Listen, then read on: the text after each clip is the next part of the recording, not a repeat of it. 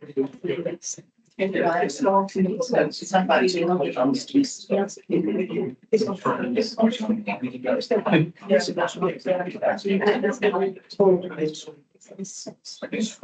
afternoon, everybody, and thank you very much for coming to this second day of the Newcastle-under-Lyme Borough Council's inquiry into the Walleys Quarry situation, concentrating on the effect on the public, in particular their mental and physical welfare.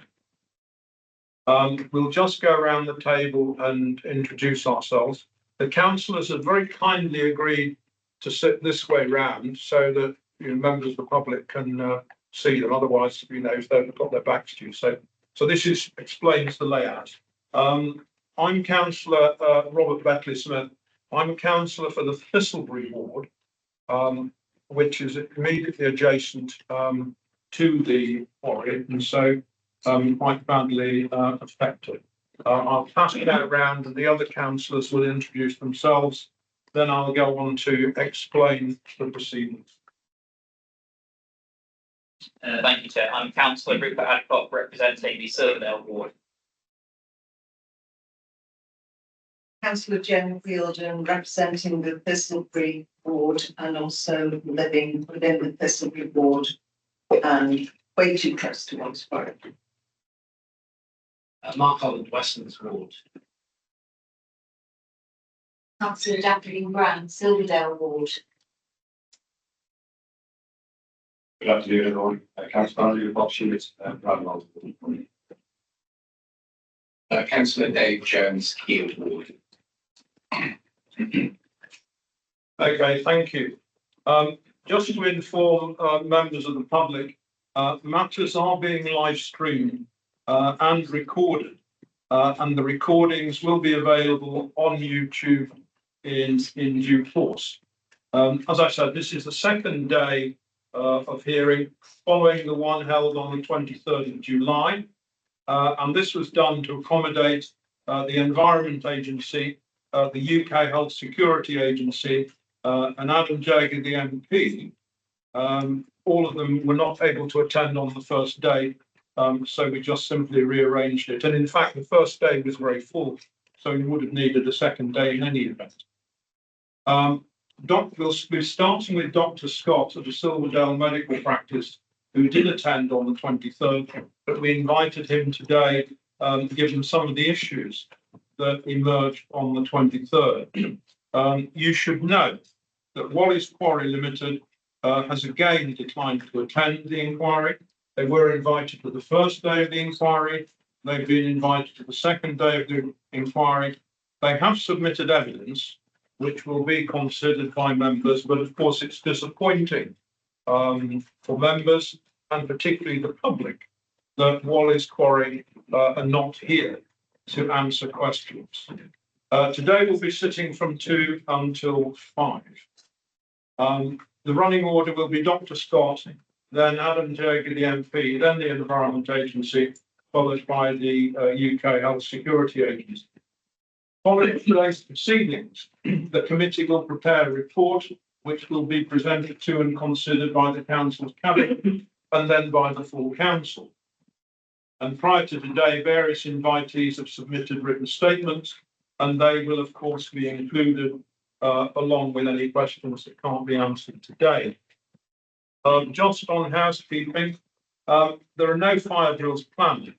So if you hear an alarm, please leave the building in a calm manner and proceed to the statue outside in the Queen's Gardens over there. There are toilets near to this room. You please turn to your right when you leave the room and proceed along the corridor. Conduct, and this is to members of the public, and I've read this out at each of the sessions, so there's no discrimination. This is an opportunity for elected members to question key participants involved in the Walleys Quarry odour issues over the past few years.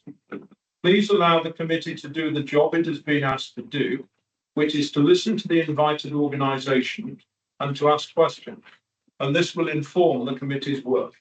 Please refrain from voicing any concerns or putting pressure on the members, as that would not be helpful, and it would not help the inquiry and the gathering of evidence. Thank you very much for listening to that preamble. Could I now ask Dr. Scott to join us at the witness table? Thank you.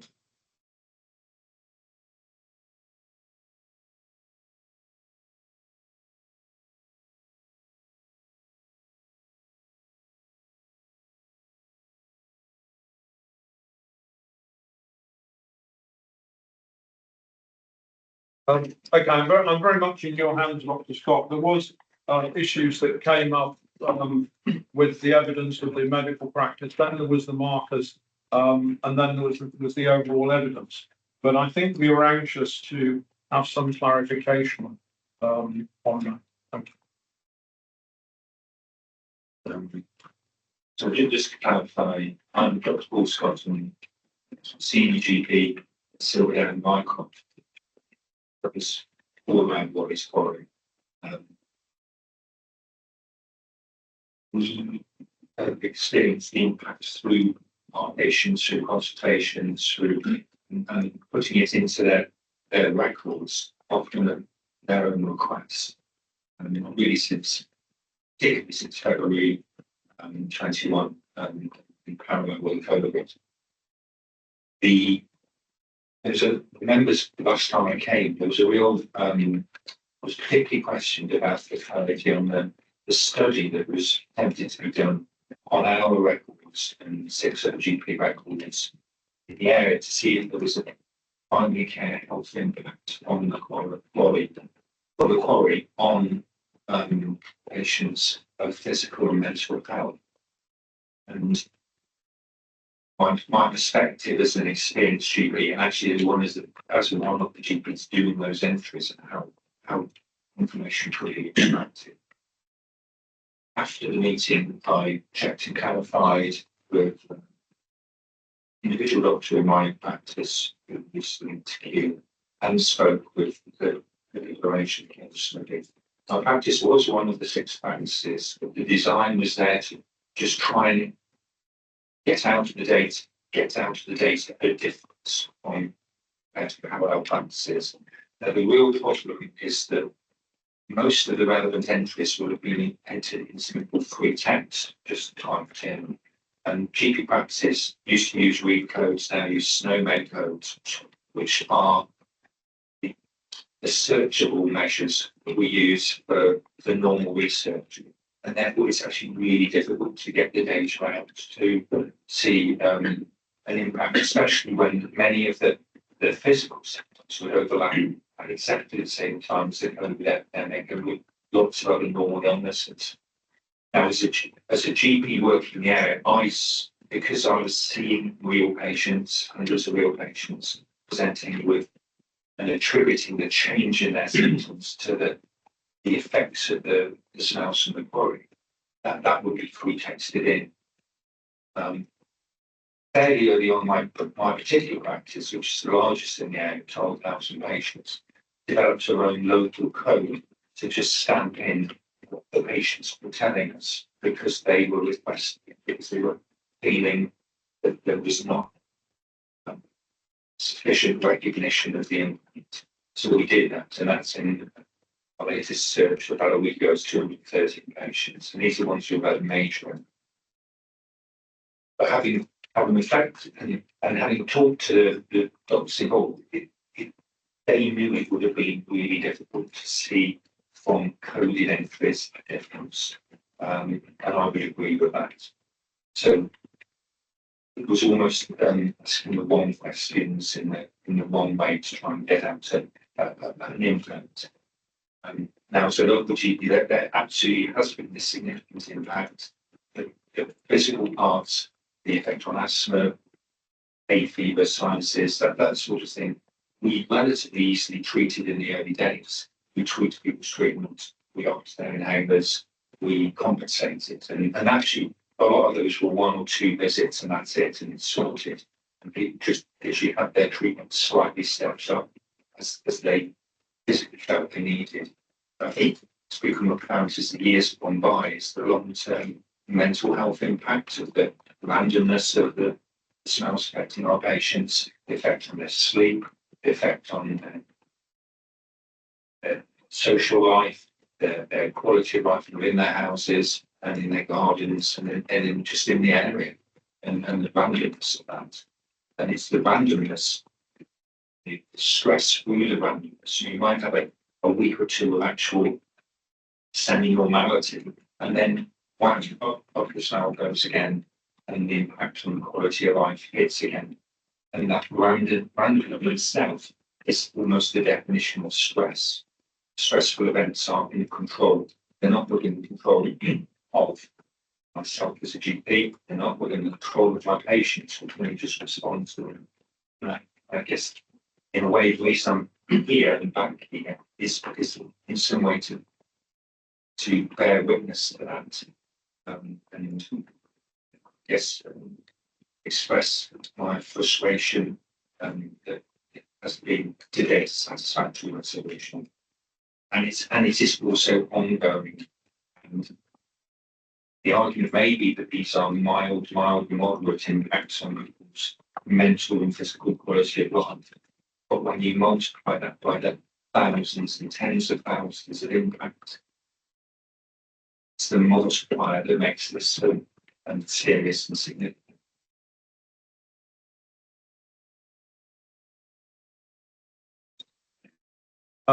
Thank you, Dr. Scott, for that commentary. Members may have questions. My question, and it might be because I'm not understanding we haven't seen the Ginsberg survey study yet. It's out for peer review. But it seems that there's the physical symptoms and treatments, and then there's the mental issues. I'm just now becoming concerned that the mental issues have not been picked up. I mean, we know from what you said at the previous meeting and then now that the physical issues may not have been picked up to the extent they should have. But I then wondered about the mental issues. Have they been picked up at all? Yeah.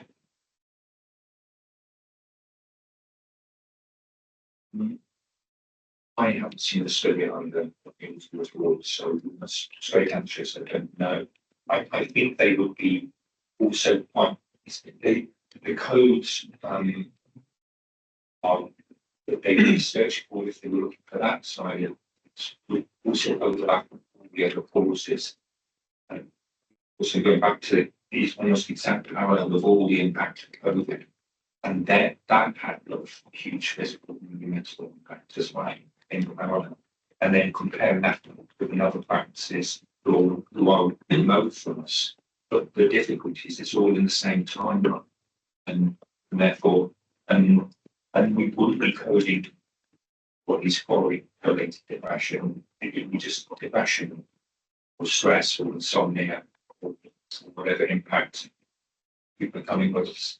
And of course, and then so we're only seeing as a GP, I'm tending to only see the tip of the iceberg, where people have had such an impact, they feel they need medication, counselling, even speaking,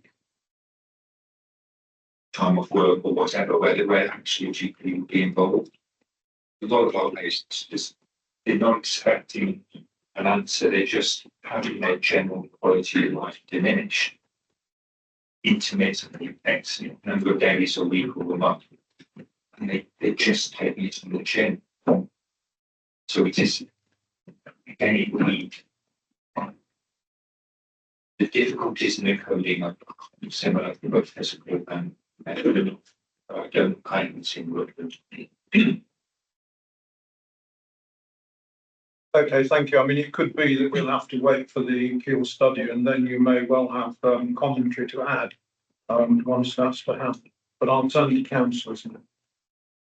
Councillor Adcock. Thank you, Chair. Thank you, Dr. Scott. I can see what you're saying in that, because these symptoms can be so similar to other effects, it can be quite difficult to report the data, and as you said, pre-testing a lot of things and making their own code. A study looking at pure raw data may not pick up on the nuances of the effects of landfill gas pollution. My question is, obviously this has been going on for many years now.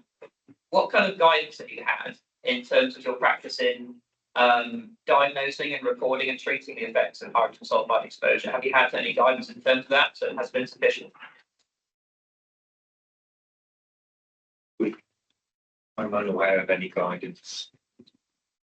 Personally, unaware of any even hydrogen sulfide related to chemical descriptions, medical diagnosis. So it's and we haven't got primary care labs and tests to measure that sort of thing. But we're responding, trying to mitigate some of the impacts on people's actual lived experience, physical ones. So so the straight answer is there's no specific guidance. We responded as normal and practitioners would to any issue in our practice areas. Thank you. Do you think that in instance in the future, because this is becoming common around the country with landfill pollution near residents' homes, do you think this needs to change? There needs to be more guidance in terms of landfill gas and its effects, and then maybe a code developed with GP practices and more studies around the health impacts of these kind of gases on people? Do you think that would be beneficial in the future?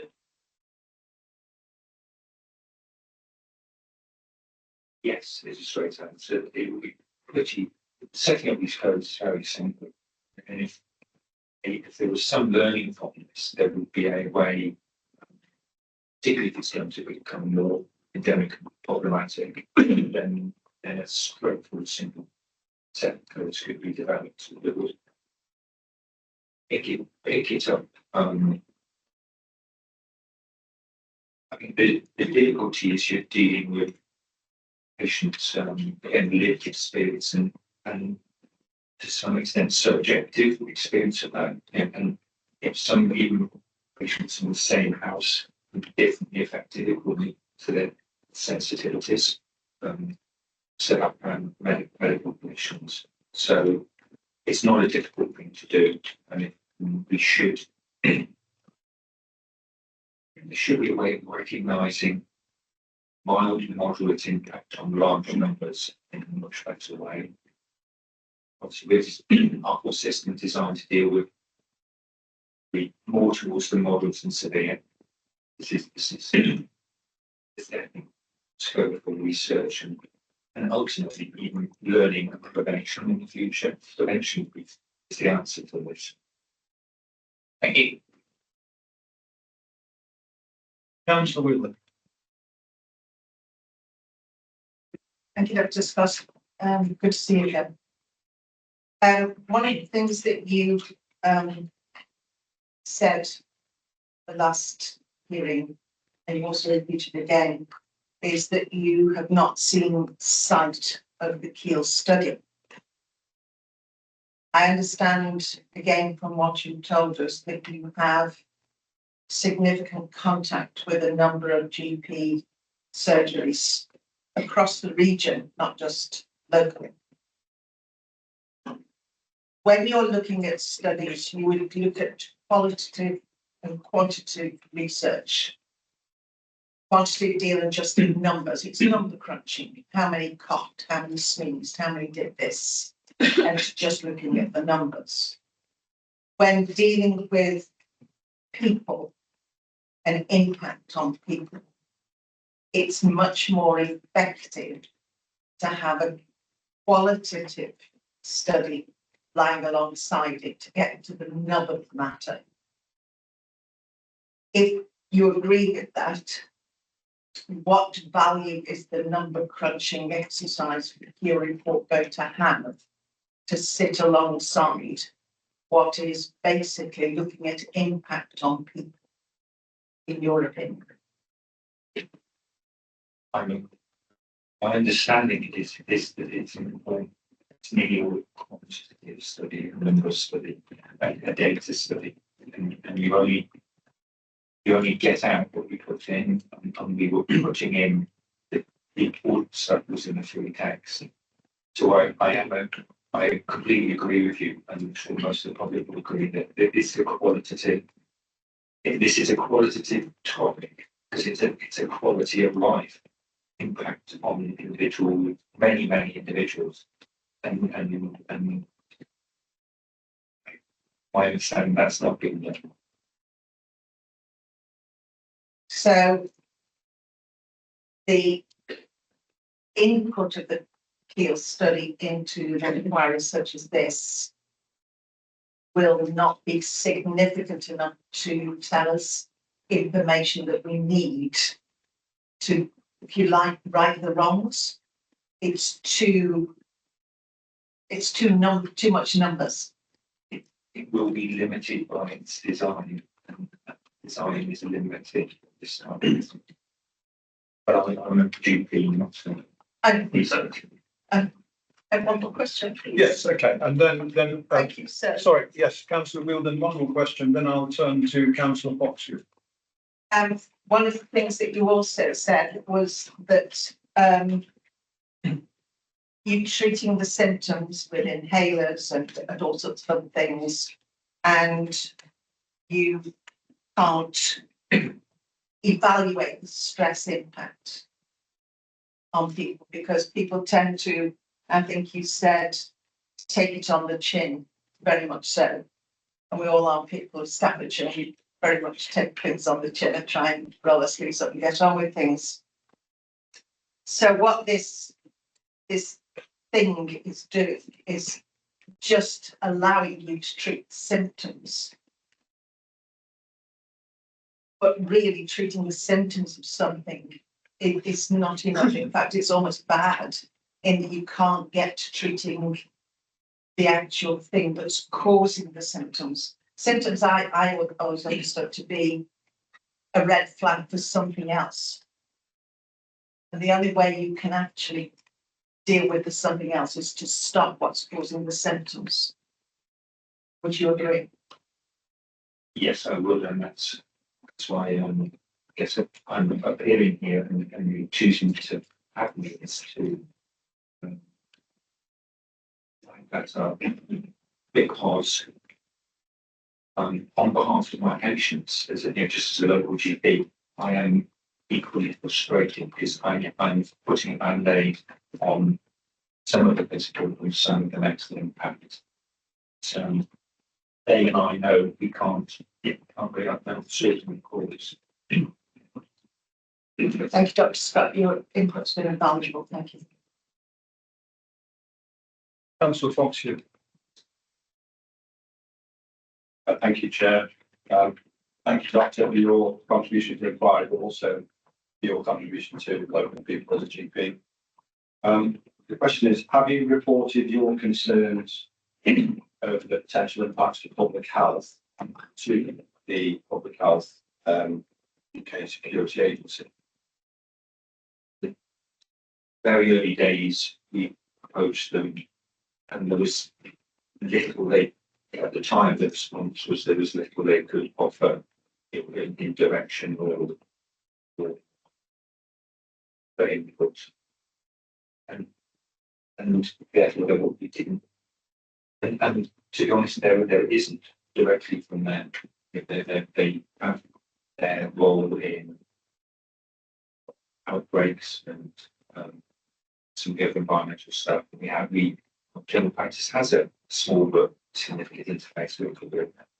But because of the very nature of this, it didn't have an extra tools, but we knew how to tweak some of the physical things. We started working about it to help people with their mental health. All those things that's within our skill set. So apart from raising the flag and saying, and almost passing over to them what are genuine public health specialists, then it was obviously got flagged up in that respect. So that was it. Okay, thank you. And then, forgive my language, standing over who has authority and autonomy, but this may be a difficult question. Do you feel that either the UK Health Security Agency or the Clinical Commissioning Group or the NHS more broadly, do you feel that they've taken the potential impacts of local people seriously?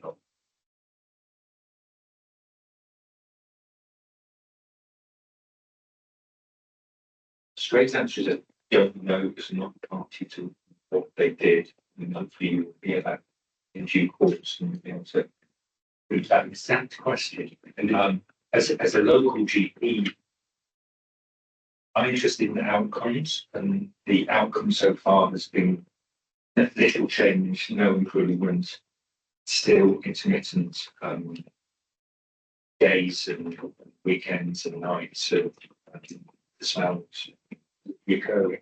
So we've kind of been in a groundhog day for 4 years, 4 years. So it's the football in my practice is diminished because the patients tweak what we can tweak.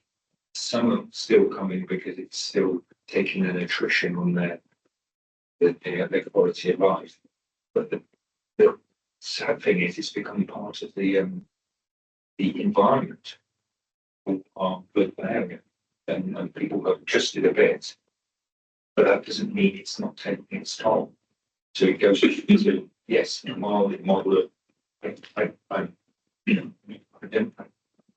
I'm not a specialist to know about any the real super long term. That's another issue. But I'm a witness of a mild and moderate impact on tens of thousands of patients, and that in itself is live and recurring, and is has its own significant toll. Thank you, Councillor Jones. Thank you, Chair, and thank you, Dr. Scott, for coming today and giving evidence again today. Are you aware if the other GPs that serve the community surrounding you are also using similar codes to report bodies? No, I'm not. Ours was certainly a unique code we used in our practice. I think it got mentioned once or twice in discussions, but it's not part of our normal national data set. If one of your colleagues asked about could there be better, could this be developed? It's if it was, it would be used. But there, if you like there, I wouldn't say my practice experience was any different from any of the other major local ones. And in fact, the main part of my practice is actually to the west. And if you're prevailing winds, I think some of your colleagues at Thistlebury and central Newcastle, pool fields and whatever, you look at the wind, and they will suffer it more. Would you agree that one logical response to this would have been to have a standard code across all practices that could report this? Because we're struggling with a very small sensitivity of the impact. We're struggling to get that data out, and therefore actually having direct data of where this is impacting people's health being recorded across all the GP practices that service that. Would we have been in a better situation with regards to data? We would have been, but I'm aware that there was the council themselves and the Environment Agency. There was reporting mechanisms, thousands of complained into on a day-by-day basis. That in itself, it would seem to me, has got immense value, because ultimately, I guess people come to me as a GP when they can't self-manage. So there's another cohort who would have just gone to the pharmacist or over-the-counter type sinus bleeding and stuff. And so we can see that, and that will be a measurement. I guess with GPs, we're just seeing the ones where it's got to be a prescription medicine or it's having enough of an impact. So, and that's our role. Thank you. Just one last question. You've mentioned throughout this, and I've said this might not fall in your expertise, but what we're dealing with here is a long-term unpredictable stressor that can have significant impact, not just in terms of physical health, but notably in terms of mental health. And that's something that correlates with evidence that we've heard from campaign groups, from residents, and the impact it's had on them. I wonder if you could sort of explain for us what you would see the impact of a long-term stressor like this, particularly with its unpredictable nature, not just on adults in the area, but also children in the area that are growing up with this during some quite critical development periods.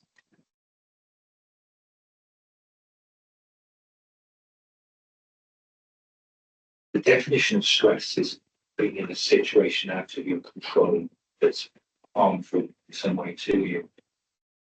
So the smells are affecting your ability to just take normal pleasure in doing whatever you're doing. It's pervasive. We've talked about how there's a lag effect inside buildings, outside buildings, how it flips.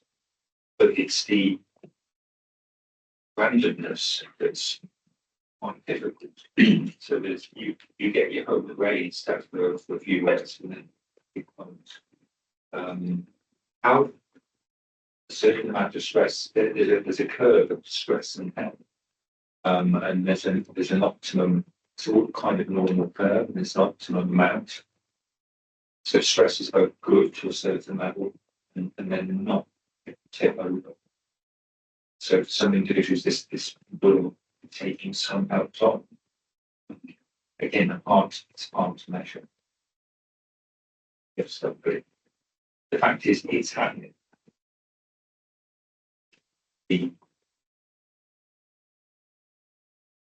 So it's I'm agreeing with you, but it is stress.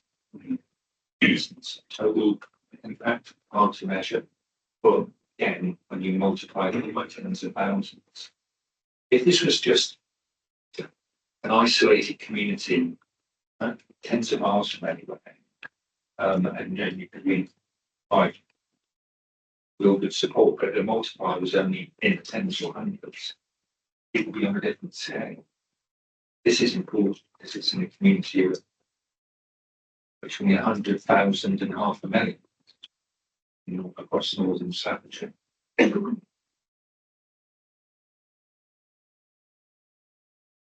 you. I'm conscious that two councillors haven't asked questions, and I know you do need to get away, but hopefully you've got a little bit more time. Thank you. Councillor Brown.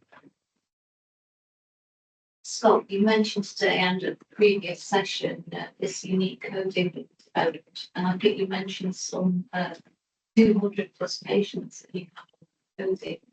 I'm interested on whether either in the Keel study or the Staffordshire Health Authority asked about those patients. If there was any drilling down into that group in any way.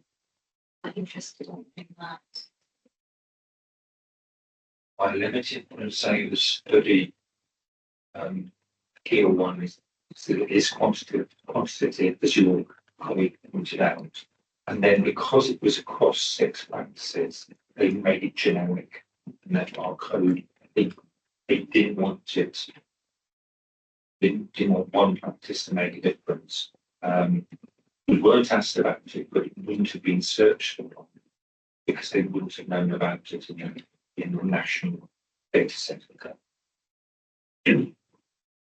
So the answer is we weren't asked about it. We used this ourselves just because we felt, well, because our patients kept asking us to somehow meaningfully record it in their evidence, which is exactly what you've all been asked for. And we were conscious this was only happening in full text. And just to be clear, you weren't asked about that specific group of patients by the health authority. No.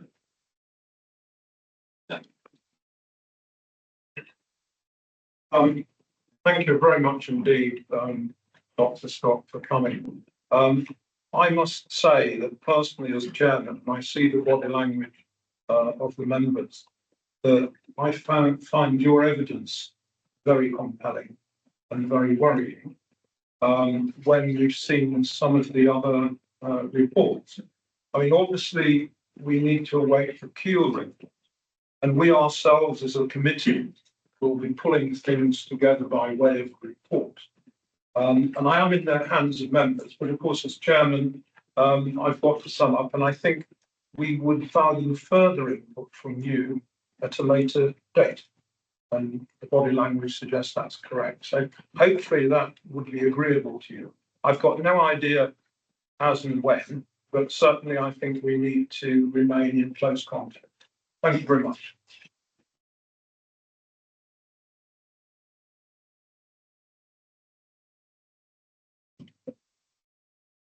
While there's a handover between witnesses, I'm conscious that Dr. Scott was recently soft spoken, and many of us are as well. I was at a meeting in this room last night when the public gallery weren't able to hear what was going on.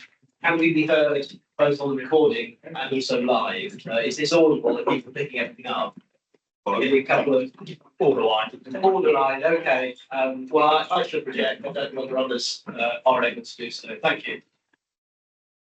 Okay, well, we just asked that the witnesses speak up. Next up is Adam Jogger, our new MP.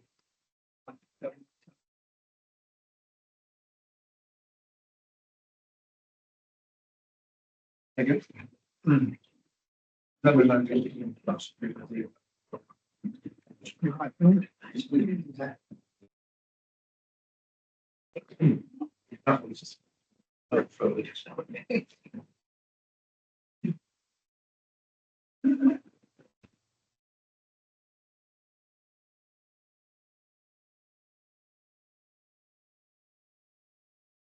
Okay, so Adam, welcome to this committee of inquiry in your new role as RMP. So I think formally this is the first occasion when I can congratulate you on your election and look forward very much to working with you over the coming years. And we look forward to hearing your evidence and commentary today. You did comment to me that you felt the questions were the sort of questions that should actually be put to the minister. And having looked at the questions since, I can share your view on that. But of course, we do rely on you as our MP and a member of the current administration to press ministers on our behalf. So hopefully you will do that. We did give you notice of several questions, and I think it's probably going to be helpful to members if we follow that format, and also for the benefit of the public and those listening to this on the live stream. So if I can follow that format and go straight into the first question, which is related to the need for a public inquiry. Now, I think a public inquiry could just be an emotional thing that people ask for because of what happened. But you've heard from Dr. Scott, you've heard about lessons that are coming out. And it does seem to me that a public inquiry would be entirely appropriate. So the question really is, will you support that? Thank you very much, Chair. And with your indulge me, I've just got a couple of opening remarks I'd like to make, and then I'll go straight to answering question one. That's okay. Yes, that's perfectly fine. My apologies. Perhaps I should have asked for that first. That's fine. Thank you. Well, thank you, Chair, and thank you for your courtesy ahead of this meeting and for the kind work developed in following my election on the 5th of July. I want to start by paying tribute to every local person who's raised their concerns, who's tried to fight for clean air and a safe environment that everyone in our country deserves. Thank you to all those who've campaigned to stop the sink, and many of them are sitting in the gallery this afternoon. I first met Dr. Scott back in 2021, and as he set out this afternoon, the situation facing local people has only got worse. And I'd like to acknowledge all those who campaigned to clean our air for their tireless commitment and sheer tenacity, and as many of them sitting here listening to us today. I do want to place on record, Chair, that it's a matter of regret that Walleys Quarry aren't here. They, not least because they regularly write to me asking to meet, and it would have been a perfect opportunity to have met today here in public and with residents able to listen to what they had to say. Like many local people, I'm angry. I'm angry that nothing's changed. I'm angry for the failure of the Environment Agency to give local people what they need, which is actions, not words. Now, I've been here Chief Newcastle Lyme for almost 6 weeks, and it isn't today that this disgraceful situation isn't raised with me. And I'll work every day to get justice for local people and give us the chance to finally move on. Just this morning, I was with local businesses and heard the impact and pressures they face. And I could have had that conversation any place, anywhere. Over the last week, I've heard from many local people terrified by the fire that took place on Sunday, 4th of August. And I know that we still wait for the results of that fire investigation. We need to know what happened, why it happened, and what lessons will be learned to make sure it doesn't happen again. And it's unacceptable in my view that just hours after the fire, the site is accepting face again. We need the site closed, capped and restored, and we need that done now. Or simply put, as it was when I walked in, closure notice now. I've made that point to anyone who'll listen, and I'm sure lots of people for different reasons follow what I say. You'll know that's true, and I'll keep doing so. Today I'm here as the Member of Parliament for Newcastle Lyme, and I'm here to give voice to all the people who've raised this issue with me directly over the last couple of years, sometimes and rightly many times over. We now need the Environment Agency to honour its responsibilities to people who live, learn and work here. Local people have no faith in the Environment Agency, and they can change that with the issuing of the closure notice. Simply put, Chair, enough is enough, and I look forward to answering your questions. To go to question 1, we have to get this right. Firstly, we need the site closed, then we need it capped, and then we need it restored, and that must be our immediate focus. At that point, we can then look at how we got into this mess, how we can make sure it never happens again, and learn the lesson that you said, Chair, from this whole episode. Now, as we know, the request for an inquiry was put to the last government, and I believe that it was declined because the legal advice the last government said, and I quote, whilst criminal and regulatory investigations take place, they couldn't proceed with a public inquiry. And you touched on this, and I just want to make the point. I should also say that I'm not here to answer for the government. It's a little different to being a councillor. Humble backbencher gets to speak loudly from backbenches, and I'm very happy to do so. But I wouldn't suggest I'm a member of the government. And I think it would be helpful to have had former ministers and current ministers advised to take part in this inquiry. That would give us an understanding of at that level of what they were hearing, what they were being told, and what they were being briefed, and also giving us the opportunity to get answers for the people of this community. Answers that never seem to arrive. But to go to the point, do I, as a member of Parliament for Newcastle Lyme, support making sure we get the answers to questions and the legacy of this disgraceful situation? Yes, I do. If the fastest solution is a public inquiry, then yes, they'll have my support. But I don't want things thrown into the long grass and let people suffer any longer than they need to. And I want to be clear, as I said in my opening remarks, I'll work every day to get justice for local people who whatever needs. Thank you for your opening remarks, which I appreciate it. I do apologise again for not asking to be open. And thank you for your support for the inquiry. Do any members have any questions? Councillor Williams. First of all, congratulations. Maybe success. Most inquiries or inquisitions or people checking on what's happening deals with the past, present, and the future. Everybody who's lived with Walleys Quarry since 2019 will know what's happened in the past. We know what happened. Not terribly sure why or how it was allowed to happen. We're still not sure what's happening in the present, which is uppermost in our minds. What's happening now? Who's doing what? When are they doing it? How are they doing it? How can we ensure it's successful? We're also incredibly, us locals, interested in what's happening in the future. Mostly for us, because when you're impacted over 4 years, you do become quite sensitive and selfish. I hope you understand that. Past is past, present is important, future is also important, not just for us, but to stop it happening to any other poor souls across the country who have to have a big hole that would be put nasties in quite easily.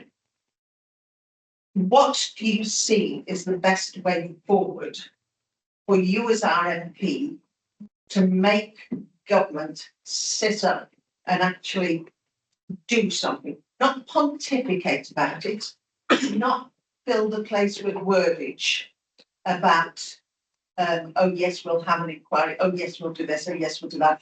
But what actually do you think you as our MP and the current government, what can they do to make things happen now? That's the main interest of us locals. Thank you very much for your question and your congratulations on my election. Very kind of you, Councillor Wilden. A couple of things. I wouldn't personally describe people in Newcastle as selfish. I think this is. What do you know? Well, that's your view. I personally wouldn't. I have the opportunity as the MP to make the case. My wife and I haven't got children yet. We hope to. They will be born and raised here. I don't want them to have bad either. So on this, we're on exactly the same page. Have no fear. And in your member of parliament, you have an ally and a champion to fight for actually there. And you quite rightly talk about action. In my opening remarks, I said people are tired of no action and just words. You'll note this government's only been in for 6 weeks, and I don't want to be political, but for far too long, people of all stripes have failed to get things done. And we've seen minister after minister in the previous government come up here, speak, disappear, and nothing. So I can see my old election leaflet in front of you there, which hopefully demonstrates how long I've been campaigning on and talking about these issues.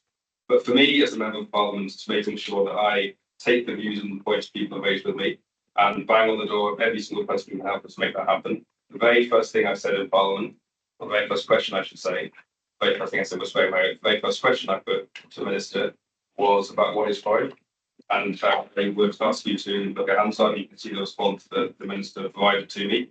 And then one of my next answers, I made reference to, I'll do it now. I also subsequently asked the health minister to come along as soon as he could to listen, to see, to smell, and to understand the challenges people experience here. Because if you don't understand, you can't then make the right decisions to move forward and make sure this doesn't happen again. There are a number of colleagues of mine, newly elected Labour colleagues, who have landfill sites in their constituencies. I brought us all together. We're looking to see what we can do as a team to make this case, because this is a national issue. There is a wider point here about waste crime in our country and how we regulate waste and how the waste sector generally operates. And in my view, it's something I said in the election, and you saw that requires law change. Yes, that's what we can do. Parliament sat for 9 days after the snap election that was called by the previous Prime Minister before the summer recess, so you're not going to be able to get those level of changes done so quickly. But as I've said to every single person who's asked me about this issue or talked to me about it, I will be there to get those law changes. And that starts when Parliament returns. I've got a debate on 5th September on waste crime in Staffordshire. And you're very welcome to come listen to the gallery, but I don't want you to watch it, because that will give me a chance to raise many of the points that will come out of your inquiry that have been raised and evidence provided to this committee, but most importantly, be put to me by people in this community. But let me be very clear, making sure there's a clean air here impacts me and my family as much as you and yours, and the 70,000 people I represent in Parliament.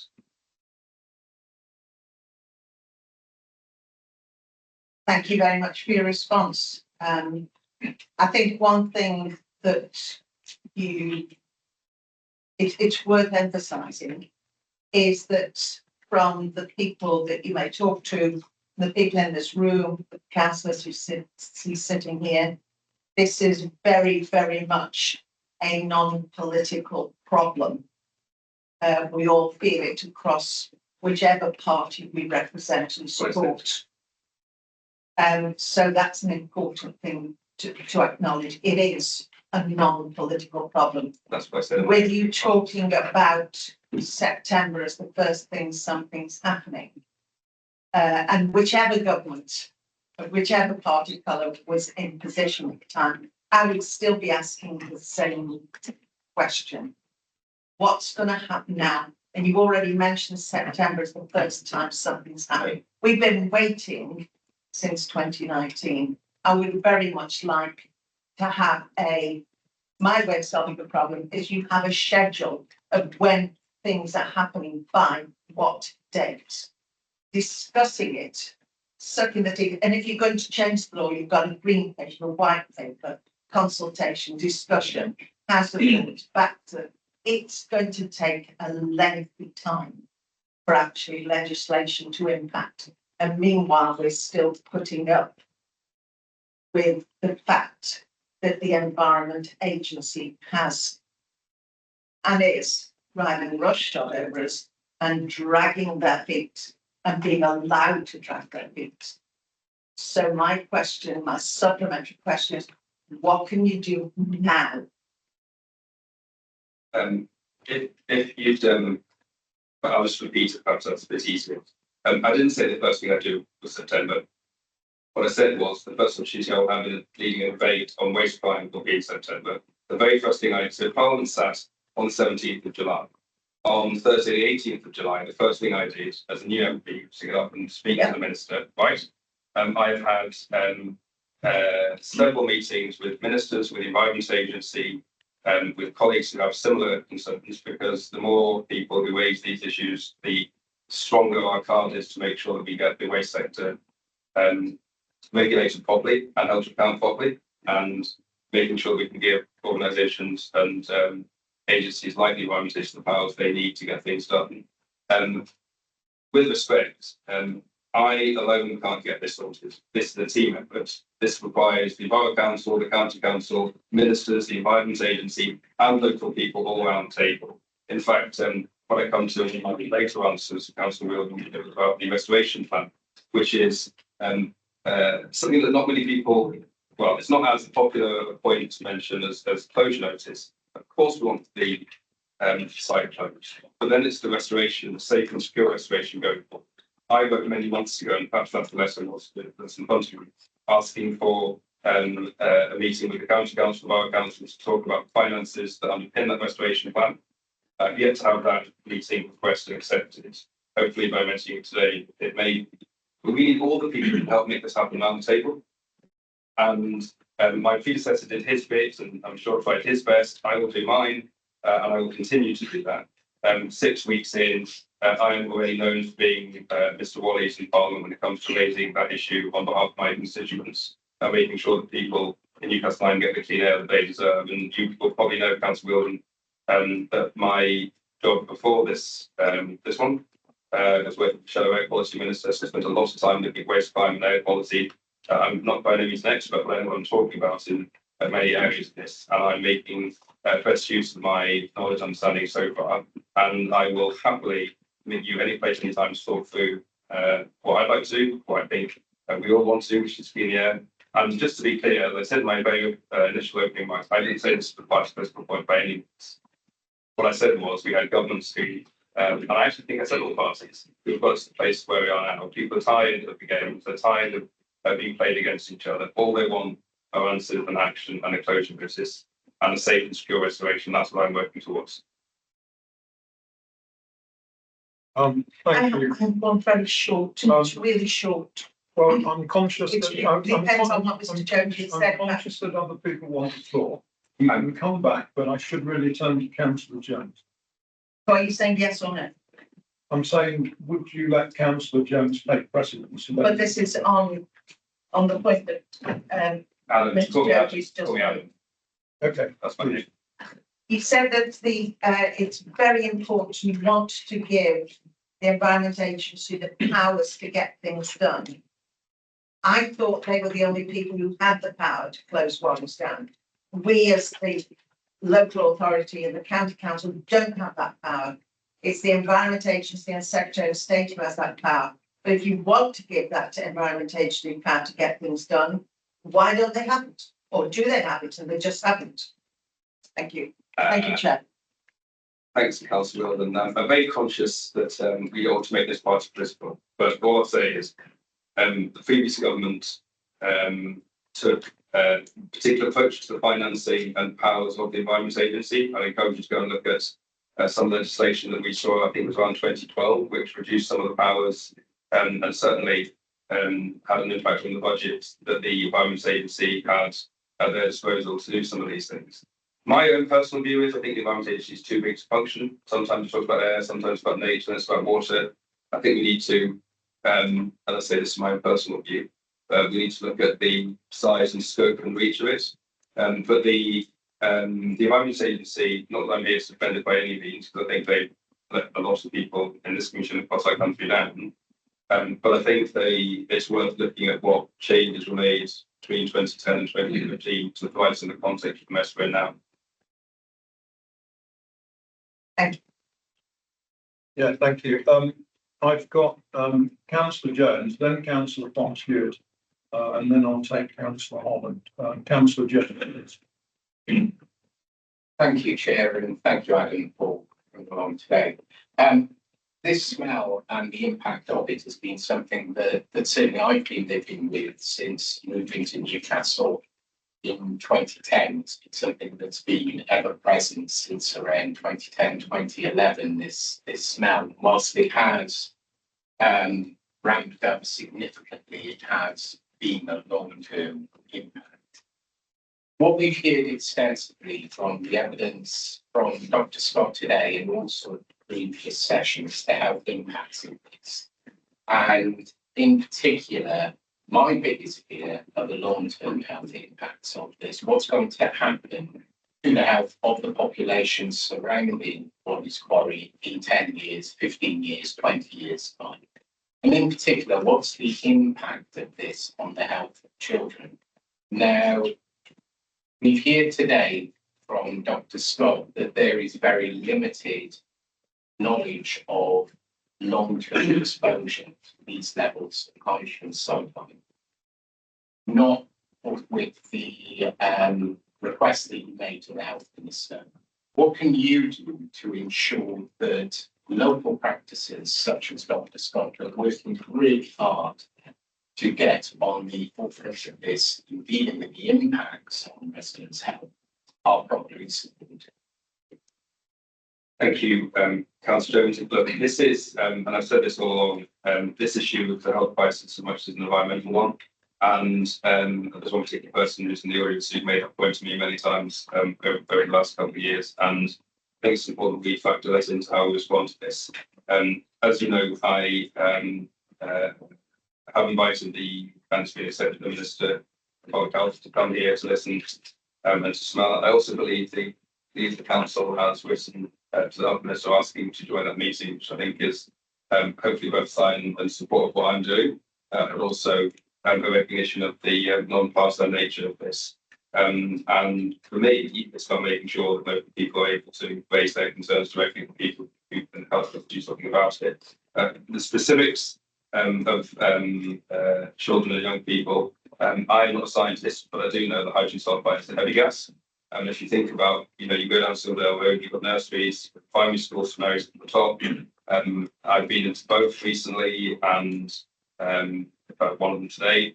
And you hear the frustration, the frustration, the worry and the anger of staff there who are trying to look after, educate, support our children who during the summer have to close windows because it's too hot. There was a massive concern post the fire on Sunday about what they were doing on Monday morning. Luckily, it was the Monday before the heat wave, as it was put to me today, because they wouldn't have been able to have had children, particularly those with SEND needs, in assessing with windows closed. So this is certainly, there's a marvellous woman called Jan Middleton who talks quite often about the impact on children. And lots of people do, but Jan comes to my mind particularly. So making sure that we're able to give support to not just Dr. Scott and colleagues like him, making sure there's public engagement with the Walls Quarry possible, because that's one agency that we don't hear much about when we have these conversations. How can we, and there's a new chief executive coming, if not coming, they've just started. So making sure that we have all those players around the table. And I was once called naive, suggesting that we need to have everyone and anyone who can help us find a solution to this sitting around the table having a conversation. Because the one of the biggest things for me is, and Councillor Wheeldon in her very good question touched on this, there have been too many words from too many people. There's too many layers of government, of scrutiny, of involvement. All we need are the people around the table to make this happen and to help ensure that the knowledge, the experience, the concerns, the understanding of health-wise, whether it's environmentally, influence how we move forward. And I don't think that's happened effectively to date. So my role as the MP is obviously a facilitating, nagging, agitating one, but making sure, and I will follow with Dr. Scott after this, making sure that him and his colleagues know, including me, they have a voice to ensure that their experiences are heard by people who ultimately, whether it's environment agency, whether it's UK agency, whether it's the government, whether it's the county bar council, understand what they're going through. Councillor Fox, you. Thank you, Chair. Yeah, so we've heard about the ongoing problems suggested 2019. I think arguably I would contend it was probably since 2015. You may recall that the previous Prime Minister promised the borough alpine fresh air.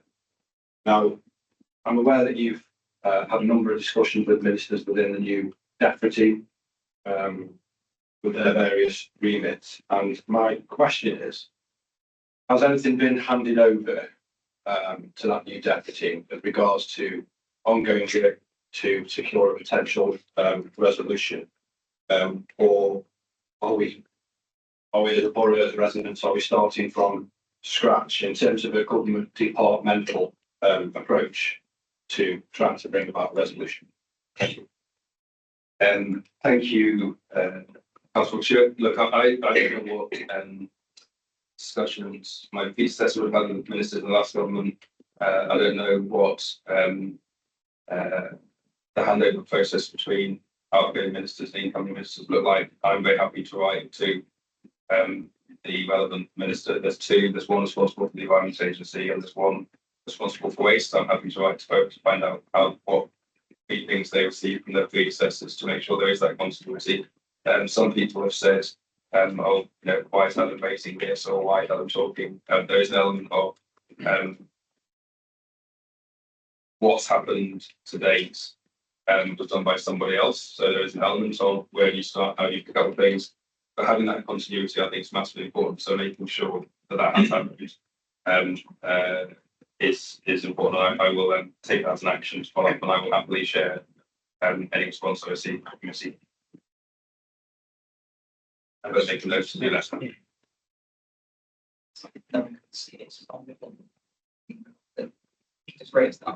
Sorry, just a moment. I just need to suspend proceedings because I've just been informed that the public are unable to hear this on the external link. Yeah. That was the question. If you just check the live stream link and check how it's working, so we can verify that, please. Live stream and recording, it'd be a terrible shame. What's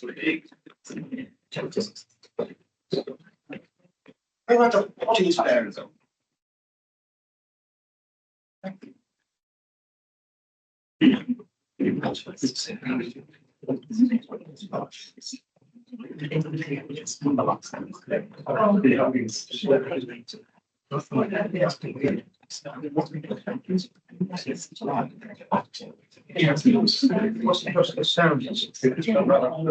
And they said, get on that's what you both. Yeah, it could be an access issue. We've obviously getting the information secondhand coming by days. I think. What do we need from Chair? Chair. Are we supposed to have a time break while we have to investigate the item? Yeah, that will just take a 5-minute break. Probably at the beginning. That's what we thought. Yeah, I was got to do this. I mean, I don't, we're stuck here. Councillor just showing me a text Yeah,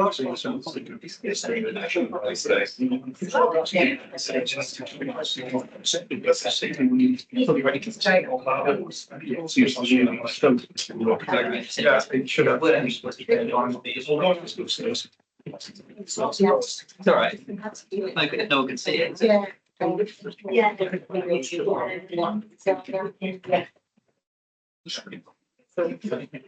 Ready, we need to take a little break on the, Yeah, I'm fine. Because otherwise, that's not, all in good spot. But it may. Don't enforce it, I mean, it's used. Oh, it is. We've been set on. Yeah. It's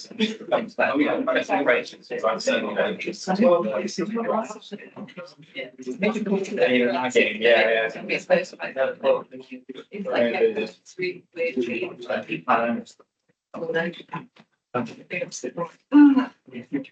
Yeah.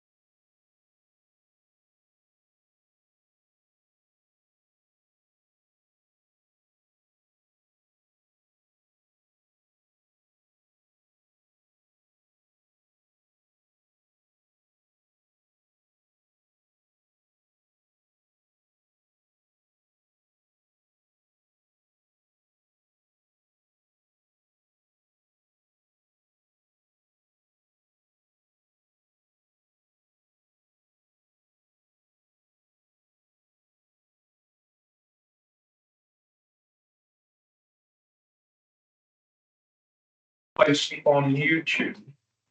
We think the problem is caused, certain individuals have problems accessing the link. It does appear that the problem might be at their end for whatever reason. Sometimes Teams doesn't link for a particular reason on a particular computer. We don't know the detail of that, but you can be assured that the proceedings are going out live. The connections have been checked and are being received live. And in any event, the recording will be going out. So I think we were with Councillor Fox-Hewitt before the adjournment. I'm happy to have questions answered today. Okay. Thank you. Then Councillor Holland was next. Thank you, Chair. We had deviated slightly from the order of questions. Not that laid out for us, of course, we can ask anything we want to, but I'm conscious that one of the latest questions is about site activation, and another one, question number 4 later on, relates to legislative change. So I'll hold on to my remarks about those things until then.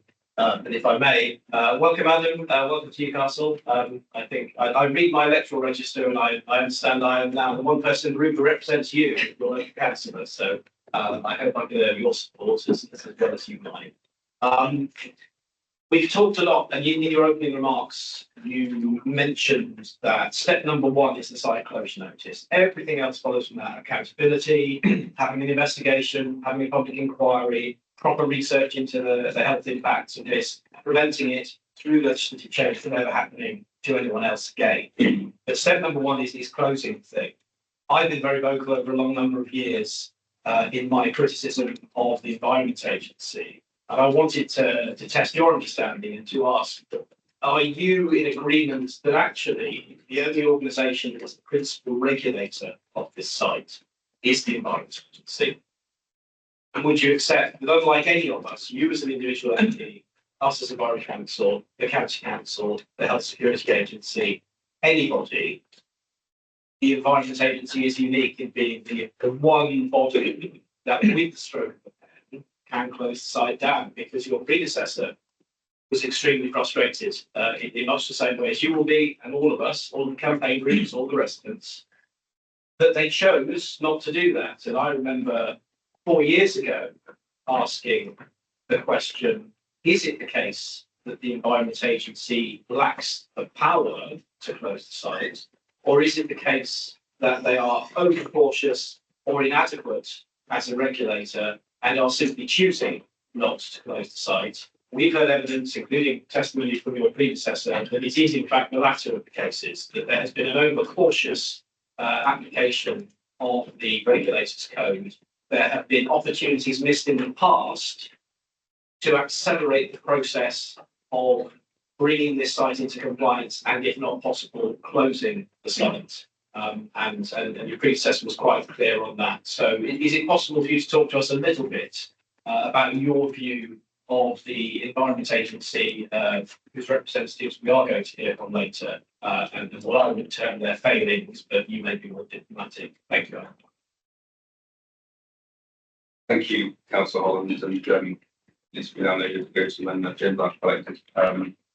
99.8%. But anyways, thank you for your good wishes and congratulations.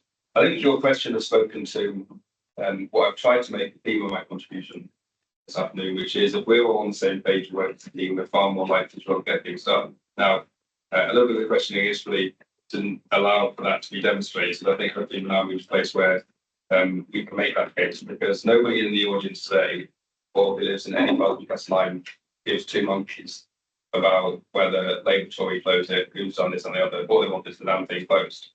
And sorry, Chair, Dan, I'm not sure about twice, there you go, but no place for my parents, they raised me properly. But I think that there is no doubt that people want us all to work together, and I think that's the approach I'm certainly going to take and both demonstrate that today.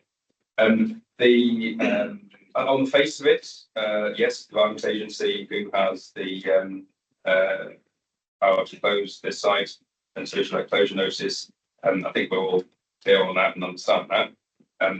The point I would make, which is one that we talked about law changes, is making sure that you can within thresholds, for example, illegal imposed sulfide. That's just one thing I'm thinking of. Thresholds, which then mean if you reach that, you can then properly enforce against it. I think one of the biggest things the Environment Agency doesn't get right is enforcement. More than 109 features, and last counting, I'm not sure what fire would mean. We'll wait for the fire investigation as to whether that adds another 100 features to the nation, possibly of the flames, but the fact that there'll be more than 109 features and no meaningful action. I mean, we'll all recall, I think it was Friday the 1st of March when the last suspension notice was issued. We'll all recall some of the celebration from some quarters. 8 working days later, that suspension notice was lifted.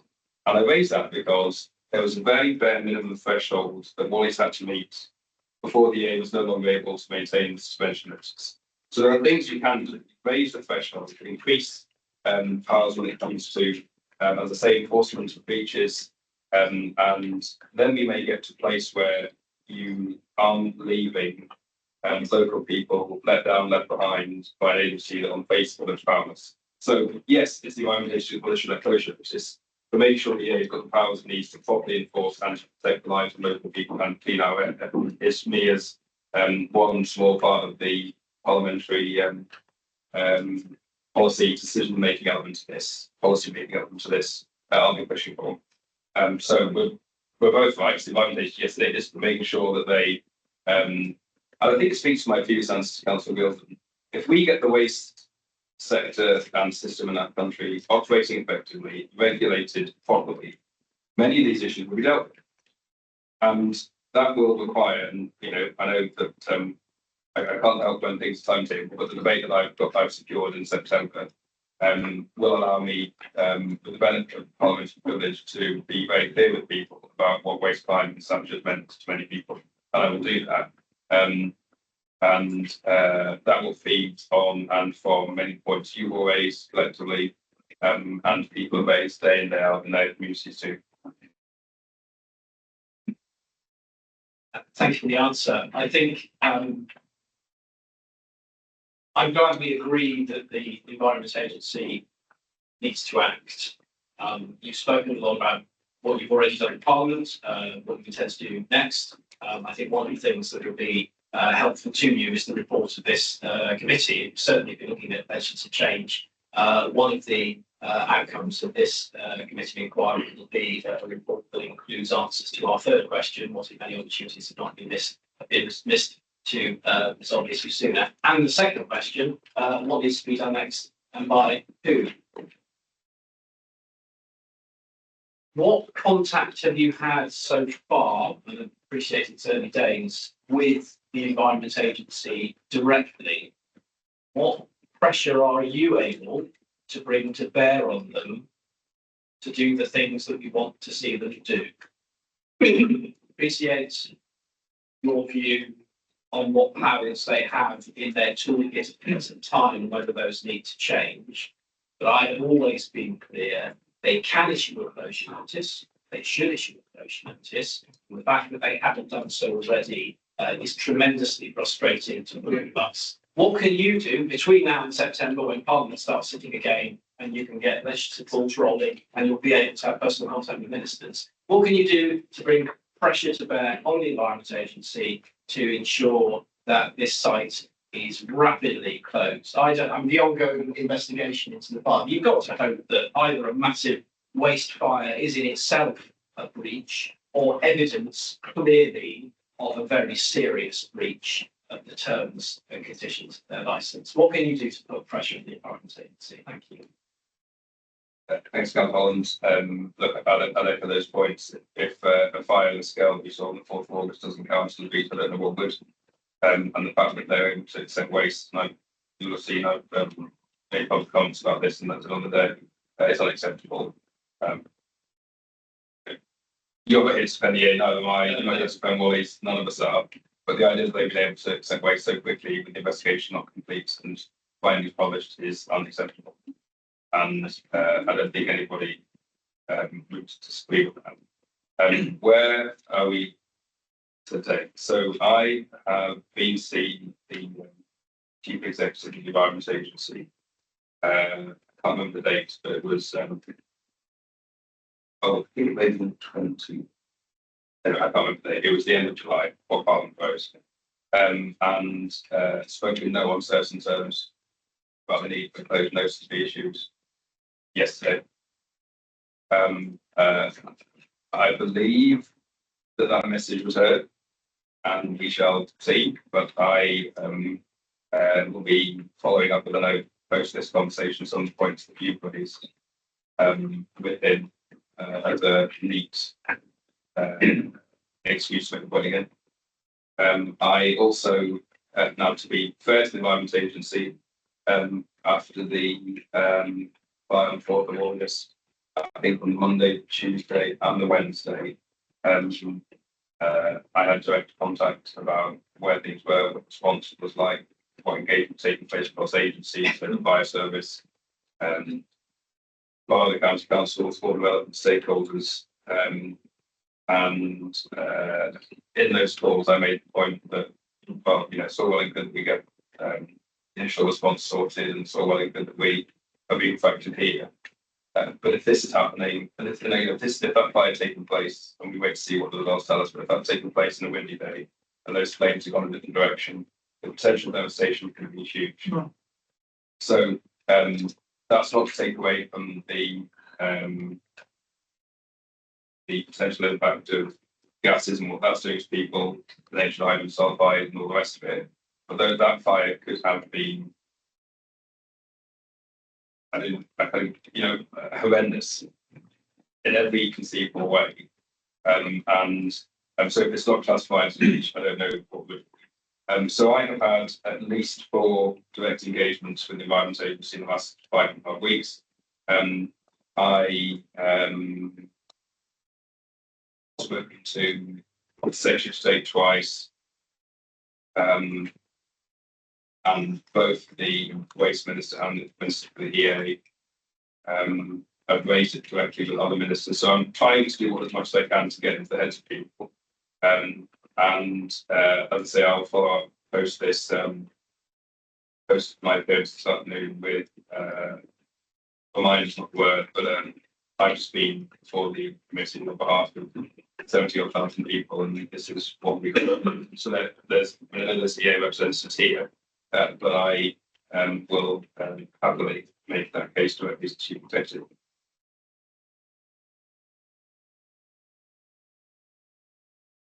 Again, I should say. Thank you.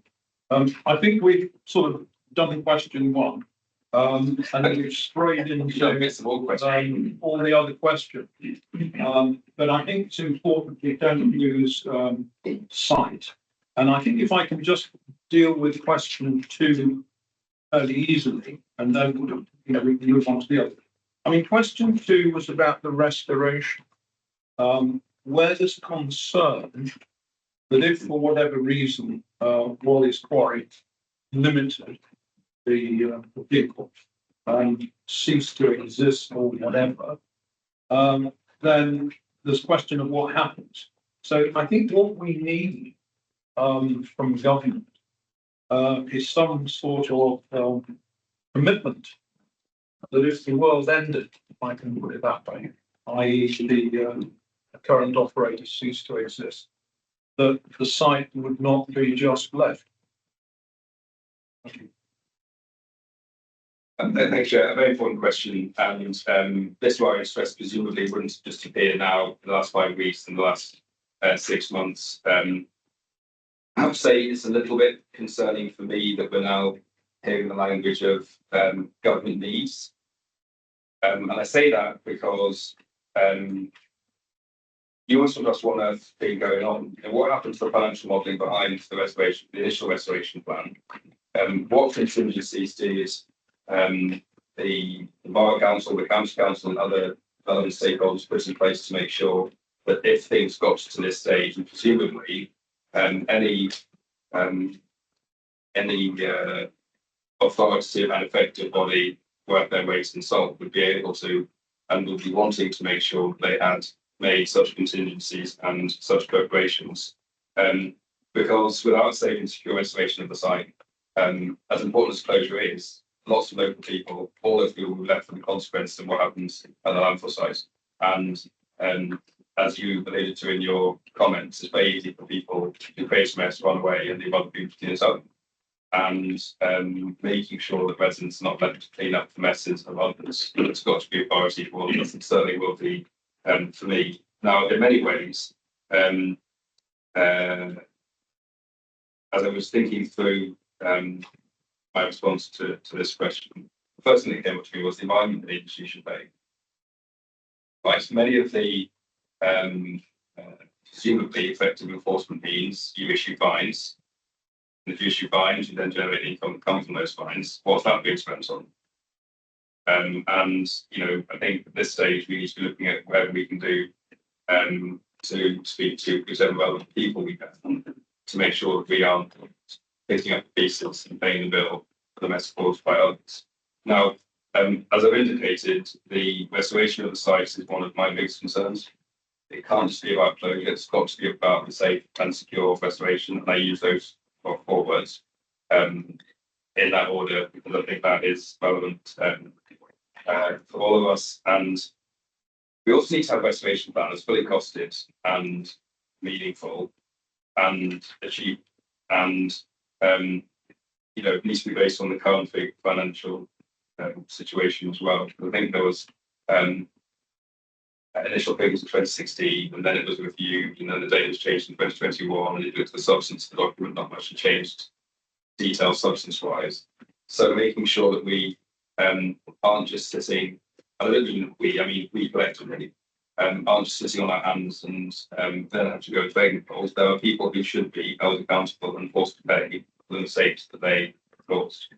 And when we say government should step up with money, what we actually talk about is people's money, taxpayers' money, people who have been forced to smell, deal with the health impact, the environmental crisis that we're talking about.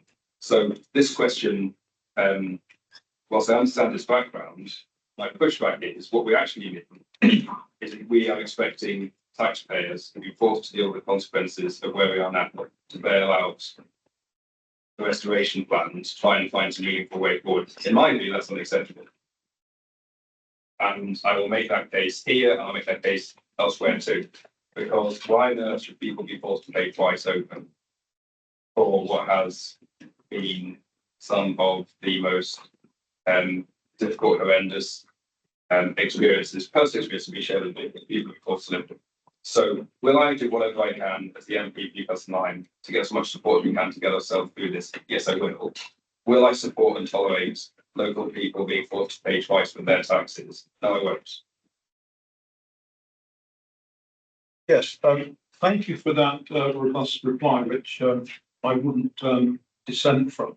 So, I mean, perhaps we, and then I'm coming to Councillor Holland in a moment. But I mean, perhaps the issue is we need to ensure that the owner of the site, the polluter pays principle, remains fully accountable and fully locked in to their liabilities. Councillor Holland. Thank you, Chair. We're in danger of violently agreeing, Adam. I think it'd be absolute scandal for more taxpayers' money to be thrown after this matter. We're at some risk of picking apart something that hasn't happened, right?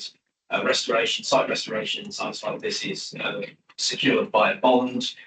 The county council, everybody who regulates the Environment Agency would have done what is necessary and works in most cases. You know, the system works until it doesn't, and this is a site that is so far removed from all manners of compliance. The reason we're having this conversation is that we're worried that at the last moment, not only will the site operator have inflicted tremendous harm on our communities, but also will not be picking up the tab for remedying that harm.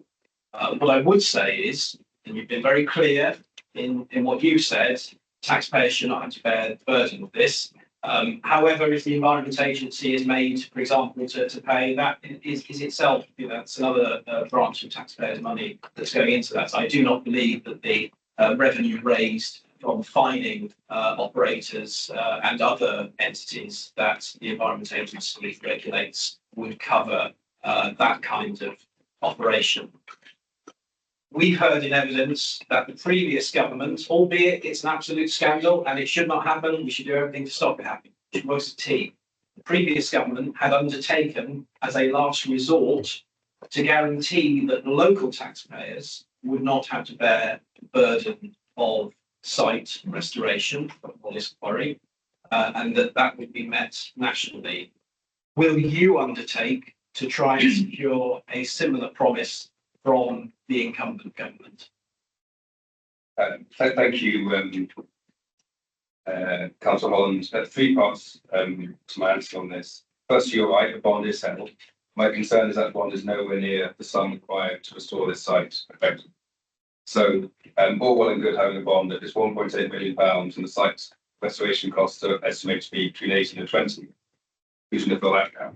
So, let's not pretend that that's sufficient or indeed effective to the aims of a safe and secure restoration, which is what I want, and by what you've said, what you want. I don't know the minute detail of the environment agency spend, but if they're not allowed to use fines in this scenario, we should change the rules and regulations to make them possible, make that possible. Excuse me.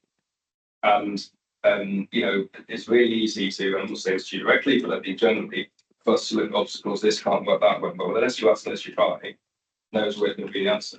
So let's not assume it's not worth trying. But I think that point about the bond is a really important one. Let's not pretend that we are in a good place in the capital class, because the bond will get us nowhere near where we need to be to successfully and securely and safely restore the site. The last question about security guarantee, I will happily write for 6 days. And that's that question. Yeah, thank you. Councillor Jones. Thank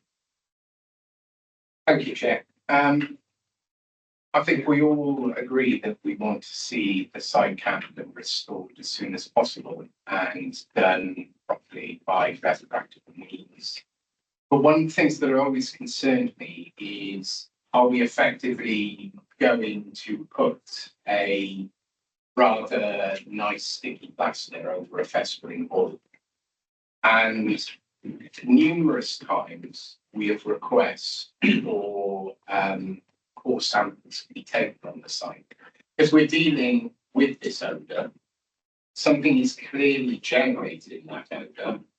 Sticking a load of soil on top is just going to funnel that odour to be released through whatever process it is. At the moment, there is an incentive to gas capture in order for a third party to generate electricity from and sell that into the grid.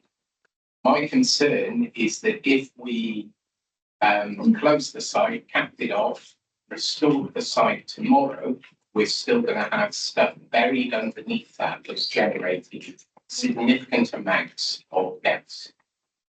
So I think really, first of all, we agree that we need to actually identify the what's within the site. How can you support on that? Thank you, Councillor Jones. Look, I very much agree with what about core samples. I think I noticed that in my opening statement, what we need to know, not just on the fire, which I think was explicitly what I mentioned, but across this issue.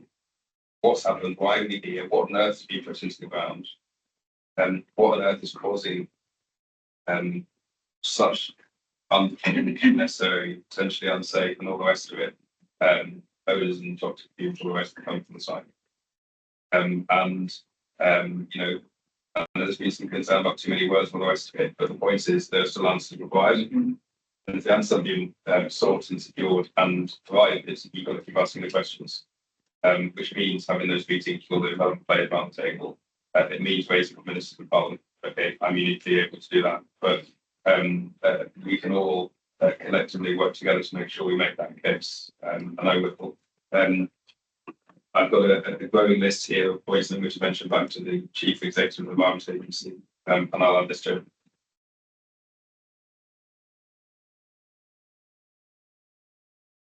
Thank you, Councillor Wilson. Thank you, Chairman. Mr. Joji, sorry, you're in the hot spot for me because I'm looking at you to answer all sorts of questions. So thank you. Before I ask. One of the things that occurs to me is why aren't the Environment Agency acting? They've got so much reason to. And if I take all the periphery of illness of people, smells, toxic this and so on away from it, I spent over 3 hours on site with the directors and managers of the site. And I don't think I've been so chaperoned since I spent some weeks working in Siberia. It's very carefully chaperoned. It is the most enormous hole I've ever seen. The idea of the cost of restoration of that, I think, may be one of the things that is causing the Environment Agency to drag its heels. It's, by the time the truck had gone down to the bottom, it was about the size of a Lego truck. That's how deep the hole is. And the thought of them taking that over, I think, fills them with abject horror to actually restore it. The second thing is, we have all the people who've been suffered health-wise, and we heard from the doctor very succinctly and very fulsomely about the impact on residents. So there is potential for other costs of personal injury claims. There is a 3-year window gap for bringing a personal injury claim. However, it does date from date of knowledge, which may be the result of a criminal case if it's proven. So there is some latitude there for locals. I can see quite clearly the possibility of a class action taking place, and any law firm worth its salt would clap their hands together with glee at a class action on these circumstances. So there are humongous potential costs involved. It's almost in their interest to drag something on for 6 months, to drag it on for 2 years, not to have to make a decision because of the potential financial implications. You are incredibly right. It shouldn't be locals that pay. But the question I have to ask is, where is this money? The actual for the restoration if it's closed, and it should be closed tomorrow, yesterday, and the other potential costs of any further future personal injury claims. Where is it coming from? I'd appreciate your thoughts on that. Thank you. Sure, I'll certainly give you my thoughts. And first, thank you for your question. It's a very good one. And having if you ask some questions, you've taught me for at least 5 years, so I'm happy to answer anything on this or indeed this will be. Look, I think first thing to say is if any agency, and in this case the Environment Agency, is failing to act because they're concerned about costs and money, that is an abdication of responsibility in my view. And that should be heard loud and clear for me as the Member of Parliament, because using money as an excuse when the health and well-being, the environment and the rest of local people is impacted, to tell me and so any of us here on this committee or indeed in the community that money would stop them from acting out. So I want to make that very clear, and I suspect by your knowledge on the same page on that. My thoughts when it comes to where does the money come from, I think I'm touching it back to Council Holland. I've been looking at if the EA isn't currently able to use money to generate fines, presumably when there's lots of beaches and effective enforcement means they should generate fines. How can we make sure we free that up? And I'm very happy to, and I will be unpicking that and seeing the progress we can make there. I think the wider point is the people who cause and make the mess and the hassle and leave local residents in this mess should be forced to pay. And Do I have a legal bit here to make that point? No, but I think if you ask me my view, people who cause and have caused the issues we're talking about today and affect local people in the situation that many of them have been, they should be forced to pay. And I suspect we'll agree on that too. We are so. So, we are so on the same page. I'll have to get But I have a subsidiary. I'll have to get your Labour Party membership form at this rate, councillor. Yeah, I don't know. sorry, but can you turn your microphone off when you're Sorry. not speaking? Thank you. Otherwise, the world will end.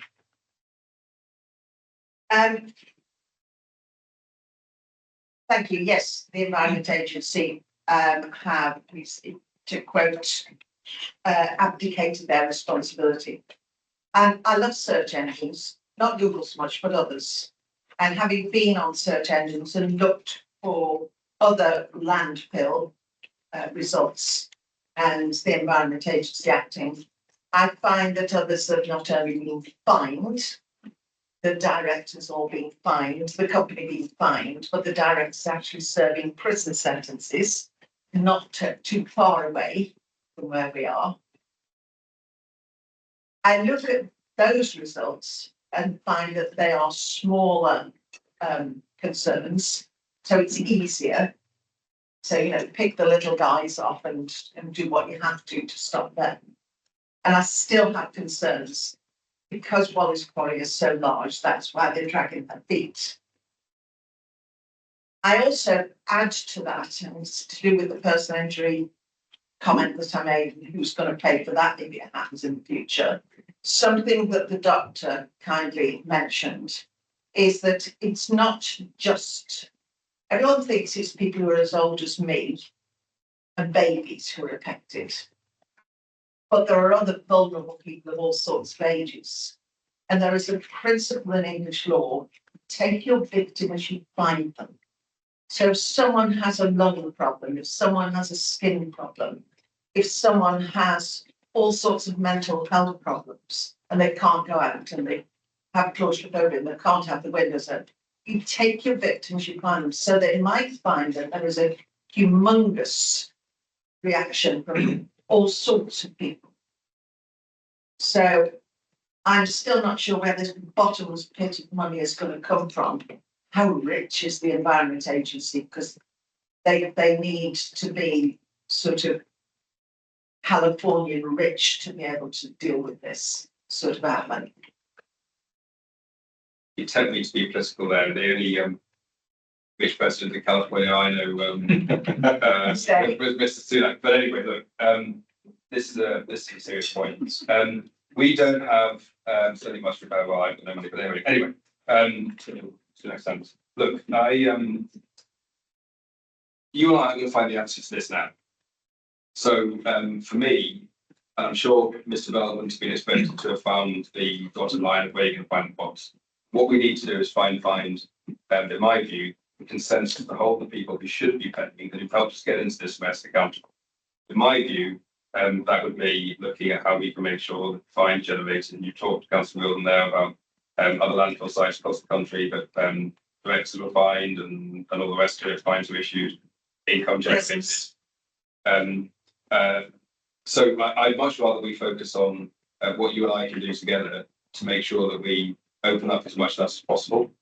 I'm not the Chancellor Exchequer, you're not the government for finance, you and I here aren't going to be able to find out, open up limited resources that there may be. But the principle means the people who can't get us into this mess should be the ones who pay. And as the MP, that's the case I'll be making. So I'm sure it's what you expect me to do. It's what I will do. Because as you and I agreed in a moment of cross-party unity a minute ago, taxpayers locally should not be the ones who pay for it. That's the basis on which I start my approach. And we then went backwards, and together I'm sure you like to do great things to make sure that people aren't left with the bill for what has been a horrendous situation. Yeah, thank you. I'm conscious of time. Councillor Fox, you. Thank you. In that vein, time is precious. There are things in the pack that does answer some of these questions that they're asking, which have been illustrated. So I've noted within the pack there's a letter that you sent some 11 months ago now, in September of last year, to the Chief Executive of the Environment Agency, the leader of the County Council and the leader of the Borough Council, that asked those very questions. You asked for the current financial modelling of the cost of restoration, you asked for the value of sums held by various parties, and you asked to convene a meeting of all stakeholders and partners to review the restoration fund. I know that because I co-signed that letter with you. Has that meeting taken place that was requested 11 months ago, with specific regard to the finances and monies held? Thank you. No, that meeting hasn't taken place. I hope by me mentioning this in my initial comments and some of the questions from Councillor Jordan and your most recent question after that meeting may find itself in the diary sooner or later. I'm happy to share it any place, anytime. Thank you. Did that answer your question?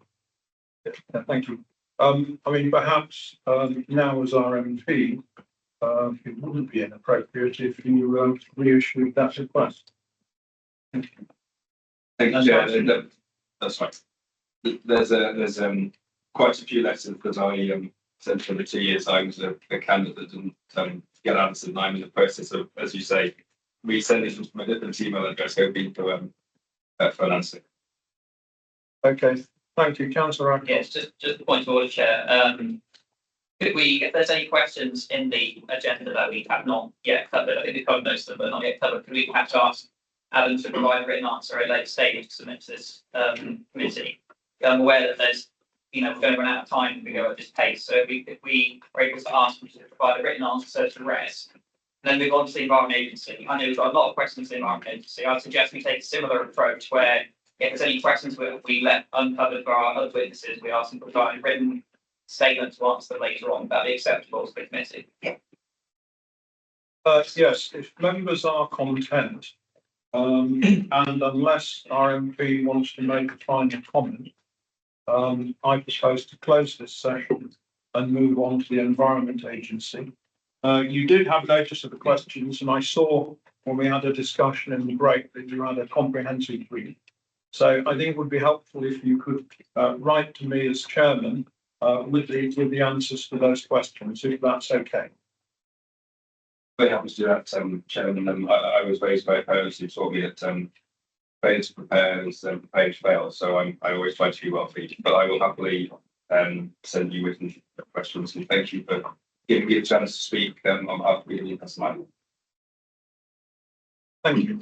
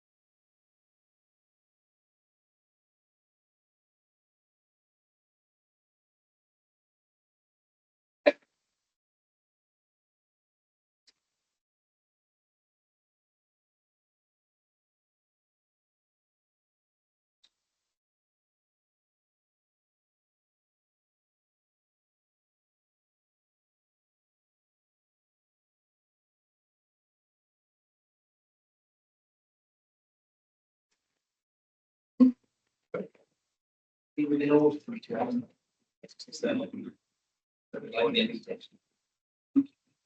Sorry, I'm going to do this anyway.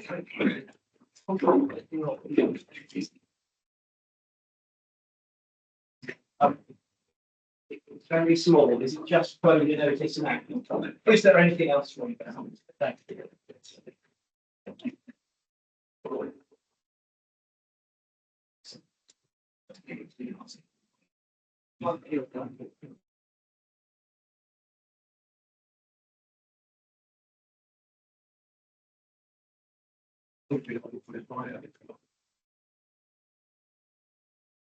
It's just a question. Well,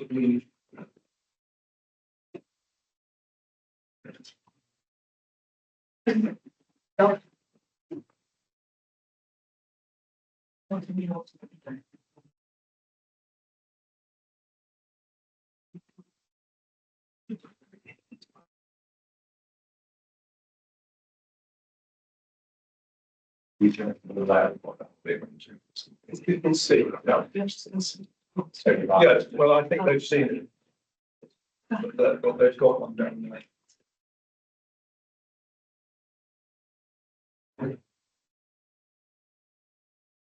Right, thank you for coming, Mr. Hitchens and Mr. Jones from the Environment Agency. I think you heard either upstairs or when you joined the session the concerns of the committee, which are actually the concerns of the community. And then there's various questions about the Environment Agency, some of which you may be able to answer, and some of which you may not be able to answer. But suffice to say, it divides, as I see it, into two things.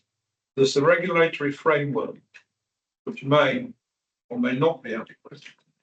And then there's the actions taken within that regulatory framework by officials that may or may not be adequate. But quite clearly, something is not correct, incorrect, or whatever with this situation. In my early years, as a young chartered surveyor, I was responsible for landfill in Essex. And I can say never in my experience did I encounter a site where these sort of problems or the problems to this extent have arisen. So this is something that puzzles me, that if everything's within the regulatory framework and the regulators are applying things correctly within the regulatory framework, that we can have such a situation. But look, I'll allow you to please make an introduction, and then I'll turn to members who will have specific questions. Thank you. Good afternoon. If that is okay, I'll introduce myself. My colleague will do the same. We'll do short statements for you and then go through to the questions. My name is Ian Jones. I'm the Area Director for West Midlands for the Environment Agency. Yes, I'm Andrew Hitchens, so I'm the member of the leadership team which led our work.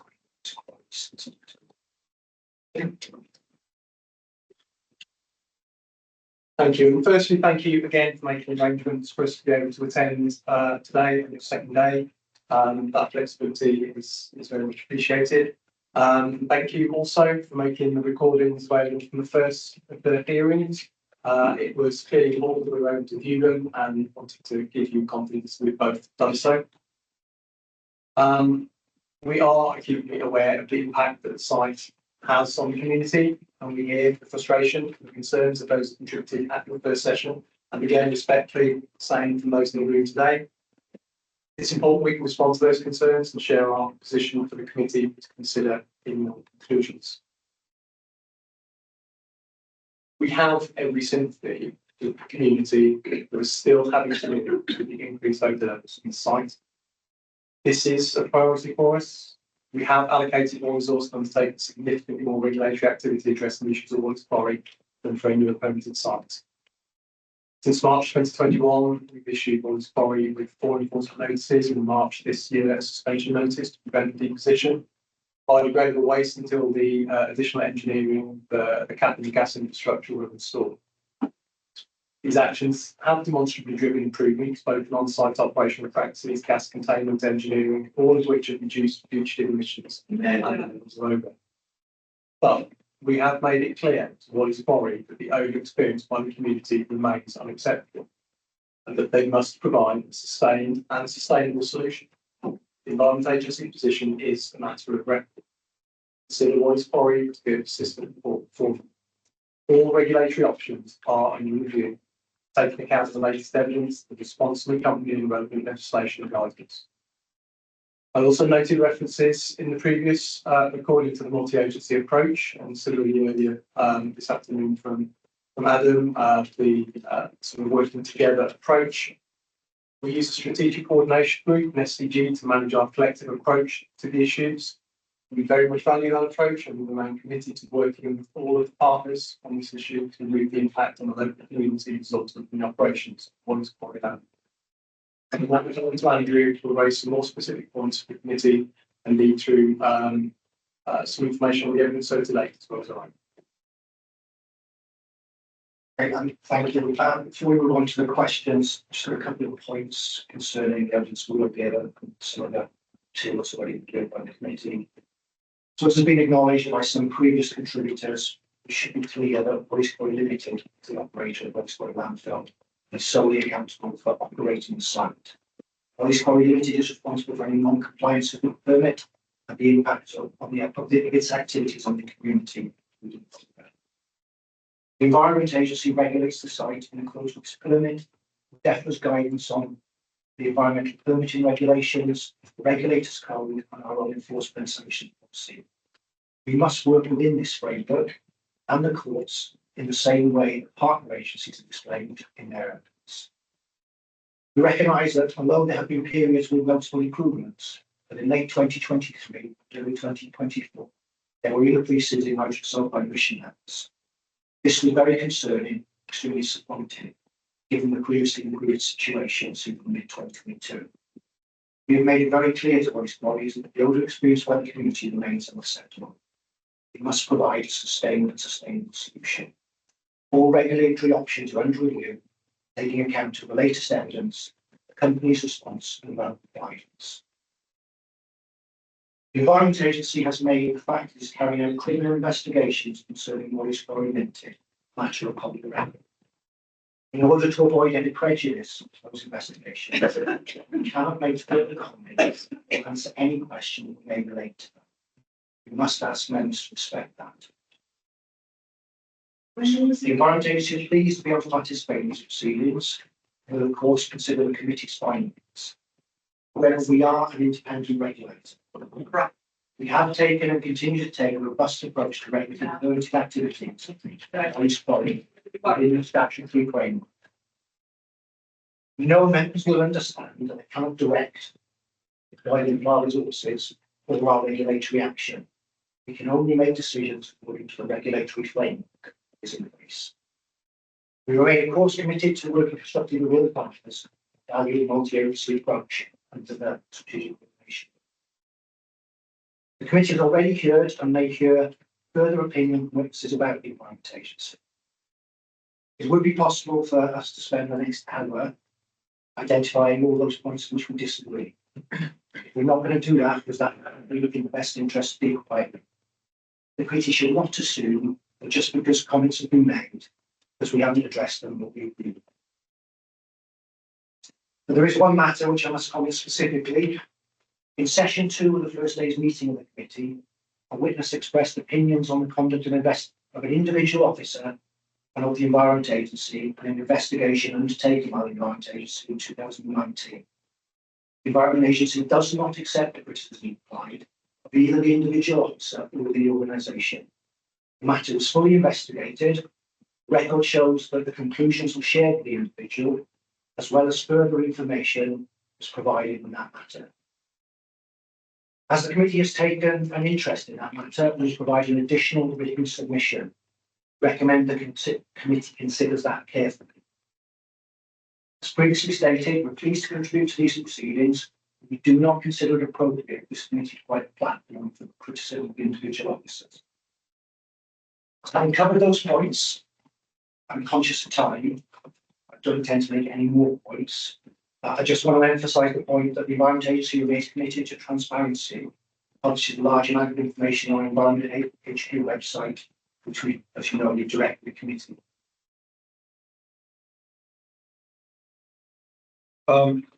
Thank you. The points you've made about an individual officer are clearly very important.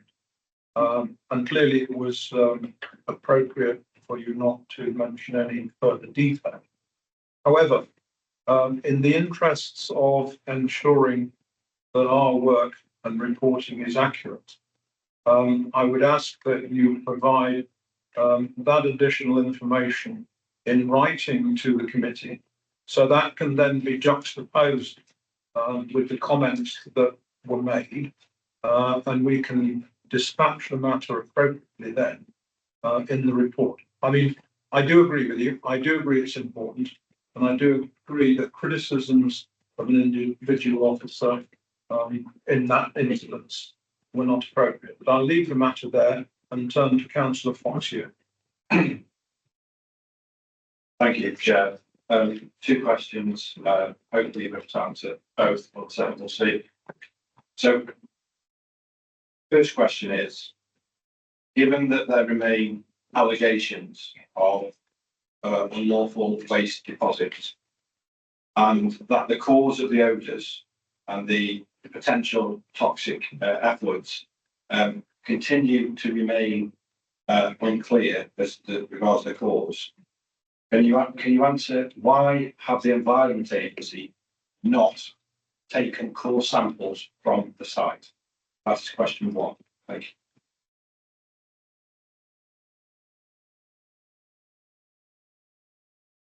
you. Can't specifically answer the core sample question.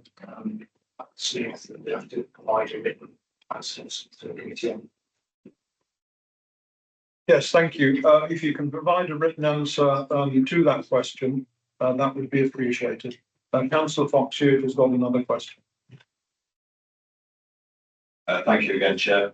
I have to ask the question, I appreciate it. So, given that the site is continually in compliance band F, given that it's had 109 permit breaches at the last count, given that the site is the most complained about waste site in the United Kingdom, given that the performance is the worst of any site in the UK, and given the protracted nature of the site, the question on behalf of residents is, how bad does it have to get before you consider revoking the operator's licence? Thank you. Sorry, before you reply, I understand the public are having difficulty hearing you. So it's to do with the acoustics, it's to do with the system, but could you just speak up when you respond? It's my vote.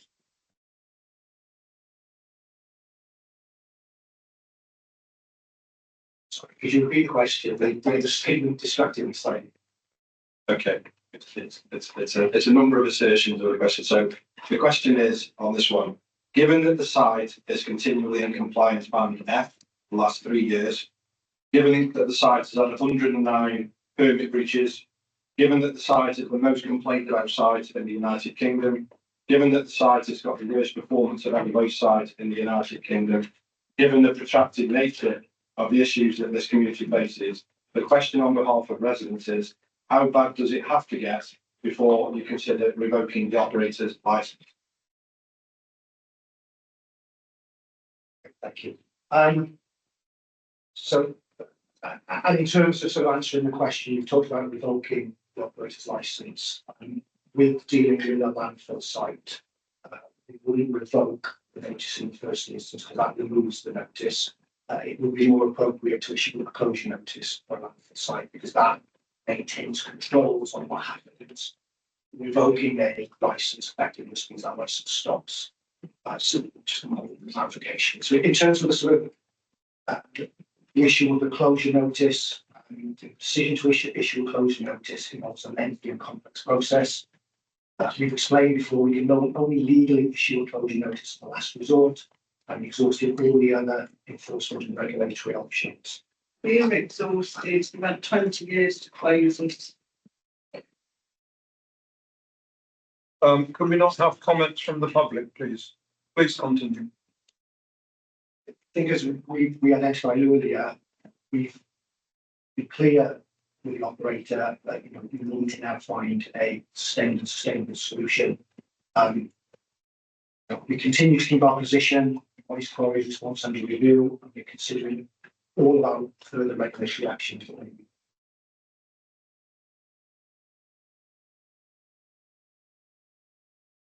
A supplementary from Councillor Fox here, and then I think Councillor Jones is next. Okay, thank you. Councillor Jones, then I've got Councillor Adcock and Councillor Brown. And then councillor Wood. Thank you, Chair. And thank you for coming today to speak to us about this. I think my question really wants to focus on your role as a regulator and to help us understand a little bit more about the situation that we're now in. I would say, and I would caution against the use of the word odour. Odour is simply how we are able to detect the presence of this gas. The reality is that this is hydrogen sulfide that has been demonstrably proven to have an impact on human health. And we're just about to hear from the UK Health Security Agency, who in their own reports say that it can't rule out the impacts of this gas on human health. This isn't just an odour, this is something that's affecting residents' health. So first of all, I think as a regulator, and you regulate a range of things, do you feel that the regulation of the site has been sufficient to protect the health of residents in the local area? That's my first question. Then I have another.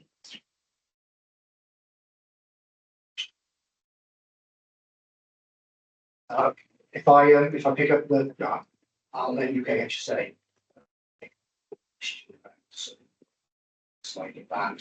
I think in terms of the regulation of our regulation, we regulate according to the framework that's in place, and certainly since the period of March 2021, we've undertaken a lot of regulatory activity, 4 enforcement notices, 1 suspension notice in order to tackle things that are in sight.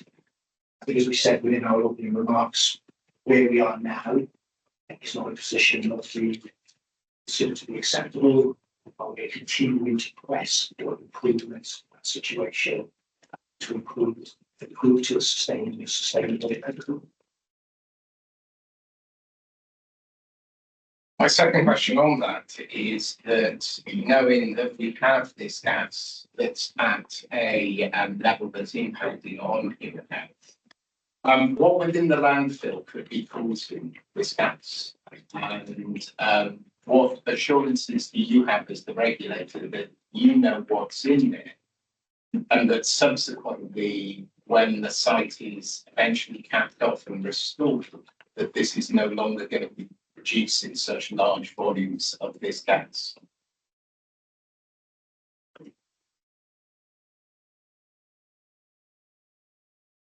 So we, as part of the regulatory work, received information from Walleys Quarry about the gas generation site, the constituents of that gas generation site, and that is against describes in section 1 of what existing expenditures to be generated. I think as part of the sort of permitting and the regulatory process. And the sort of volumes of gas are in line with what could be expected by that process. What we've done, the main part of our regulatory strategy on this, is to make sure that that gas is captured, contained, destroyed through the activities that we've required by our regulation. That's whether that be a station gas extinguisher, that can happen, and that is taken to the gas engine on site with flares. So all of the experience we have of operating landfills in the UK is, once you have fully removed the rating areas and the opportunity for there to be fugitive releases from the areas that are not capped and contained, then that all of the gas gets captured, gets contained, and then any odour that is present or any fugitive escapes of landfill gas will stop once you get to the point where you've got total capping, got total extraction of the landfill mass. Is that to answer your question? Yeah, well, no, not really, but kind of. Just to come back to that, based on what you said then, are you satisfied that this landfill is producing as much gas as you would expect for any landfill of that comparable size, or is this landfill producing more gas than you would normally expect? Because you talked about modelling, which is information provided to you by Walleys. You'll note in the pack of papers, if you witnessed that, myself and Councillor Pottier next to me put our name to a letter recommending that core samples were taken, so that we can have a real idea of what is within the landfill. But I guess my come back to that, the question is this producing the volume of gas that you would expect for a landfill of that size, or is it producing more?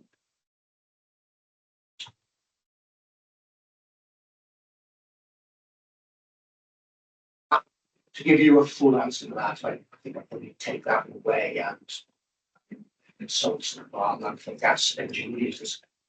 My understanding, as I say, I'll see in terms of volumes of gas generation, they would find what we expect in terms of the operation of the landfill. Coming back to an earlier question you made, certainly at times there are concentrations of hydrogen sulfide within the gas that was higher than we would anticipate. And that situation has fluctuated over time, continues to fluctuate over time.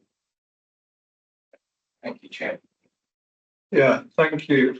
I think it's Councillor Adcock in a moment, but I would just add to that, and again, you will need to take this question away.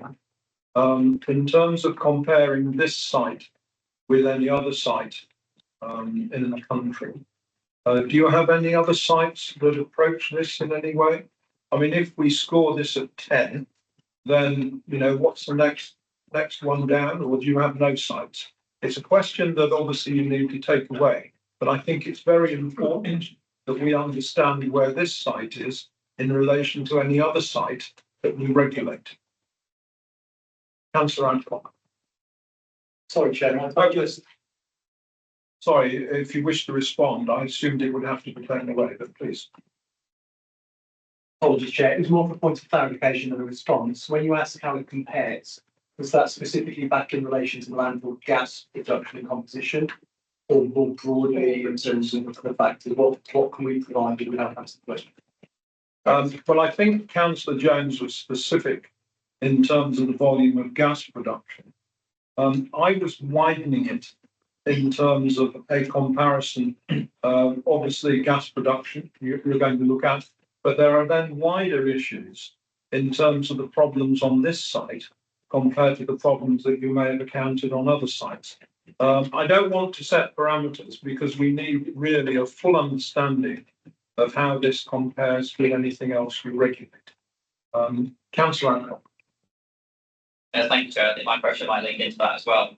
So looking at the regulation of landfills, you've got the compliance bands. Band F compliance, from what I've read, is supposed to mean that the site must make rapid progress towards compliance or risk losing their permit. Can the EA say this site is doing so, when this year we've seen an increase in complaints compared to last year? We had the really bad winter with the data showing it's the worst it's been in 18 months, culminating in the need for a suspension notice, and of course the recent site fire. We've seen sustained permit breaches throughout this time before and during the EA's enhanced scrutiny of the site. Even with this enhanced scrutiny, the site's been in Band F for the last 3 years. The total number of complaints running over 75,000 and 109 permit breaches. I'm not aware of any other sites that's been allowed to cause this level of pollution and breaches without closure. The widespread perception of the residents I represent is that the EA is running out the clock on the site until the permit expires, and local people are suffering in the meantime. It seems to me that Band F is an empty threat. How does the EA justify keeping the site open when other sites have closed for far less? Are you aware of any other sites regulated by the EA that have had this level of breaches and not faced a closure notice?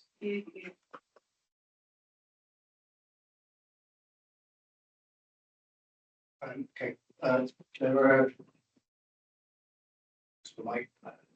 a number of questions there. So I think in the first question that we started with, in terms of are we seeing sustained improvement in progress? I think we said earlier that certainly in terms of the consequences on the community. No, we were not satisfied with the direction of travel. Things deteriorated in 22-23, leading to us issuing the suspension notice that you remarked on. So in terms of answering that question, in terms of your supplementary questions around are there any other number of sites that got the same number of breaches and not better collection, I should be really clear that there has not been another landfill site that has been closed. Certainly in England, there have been some sites that have been closed in Wales and Scotland, but they're in circumstances that are not circumstances that we got here. And it is quite difficult to make comparisons across sectors in relation to very different kinds of permitting operations. We have to permit according to the regulatory framework, and we have to operate according to the regulatory framework that is explained. And we've already covered the situation in terms of provisioning this. So in terms of making the kind of comparisons with the data that's available, we are clear the site is a consistently poor performer on the basis of its record across the last 3 years, meaning LandF. We do publish our data on compliance across the site that we regulate. The most recent published data for the calendar year ending December 22 shows that over the past 5 years, there have been on average 138 consistently poor performers each year. And most of those facilities are in the waste sector. I think coming back to our earlier we have made it very clear that we're not satisfied with the situation that we're in now, and we are keeping all the regulatory options available based upon the response that we get from the regulatory government. Thank you for that answer. Yeah, so you say you're keeping all the regulatory options open. Am I right in understanding you said there's no landfill in England that's been closed, or should it close a notice? Not sort of before the end of the normal life of landfill. So when it says in band F, you've got to make rapid improvement, otherwise you'll risk losing your permit. That's not practically a threat because there's been no site of which that's actually happened. I didn't say that it's not impossible for it to happen. In response to your question, I just made the point that there hasn't been a circumstances where a landfill site has been closed. Is that not a big failure in the regulatory framework? Again, if there's not grounds to close a landfill site that's clearly such poorly performing as such as this one, would it not be this one to make an example of?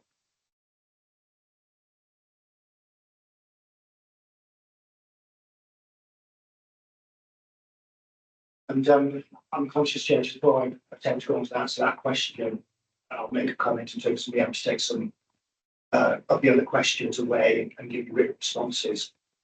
I'm aware that that sort of question is one of those that you identified you had for us, and therefore happy to move on to that one and probably taking that question here. Yeah, I'm happy to. Yeah. Yeah. Okay.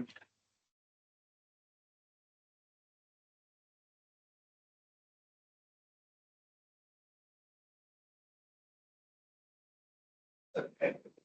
And I'm going to take that. So in terms of the question then, the Environment Agency's role as a regulator is to implement the legislation in place rather than make public comment upon that legislation. So it's really a matter for government to continue to review the regulations, and certainly in respect to the regulation of the landfill sector, we are anticipating that both HMRC, the Majesty's Revenue Customs, and DEFRA will be consulting on landfill tax and the landfill biodegradable waste in due course. We'll participate fully within that process based on our experience of the regulation. But it's not for us as a regulator to sort of come to this sort of inquiry and comment on the suitability of the regulatory framework. A few others have done that.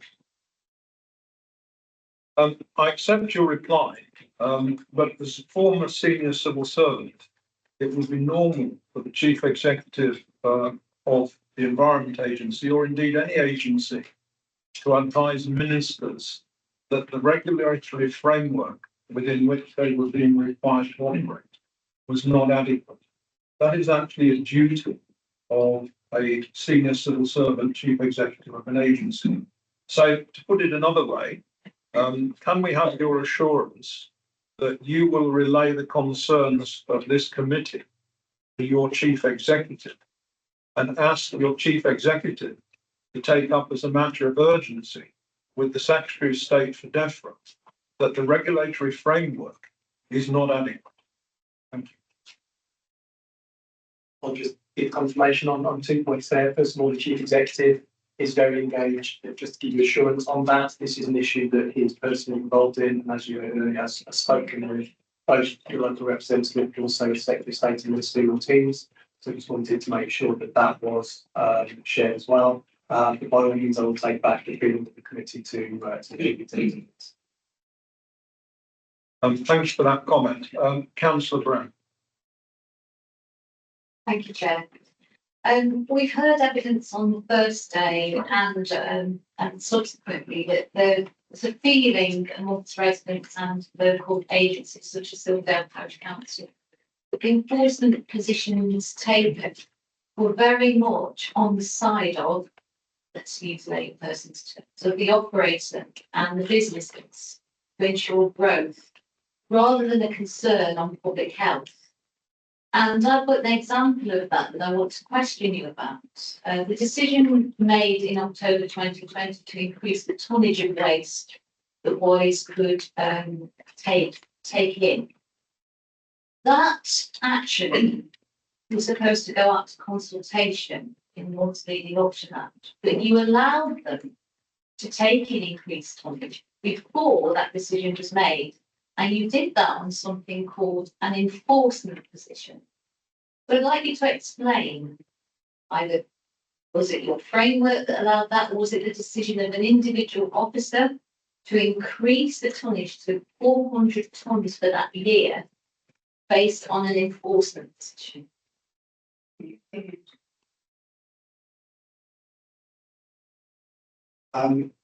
Yes, in terms of the question, so the taking of local enforcement positions are something that is sometimes used, and something the foundation does.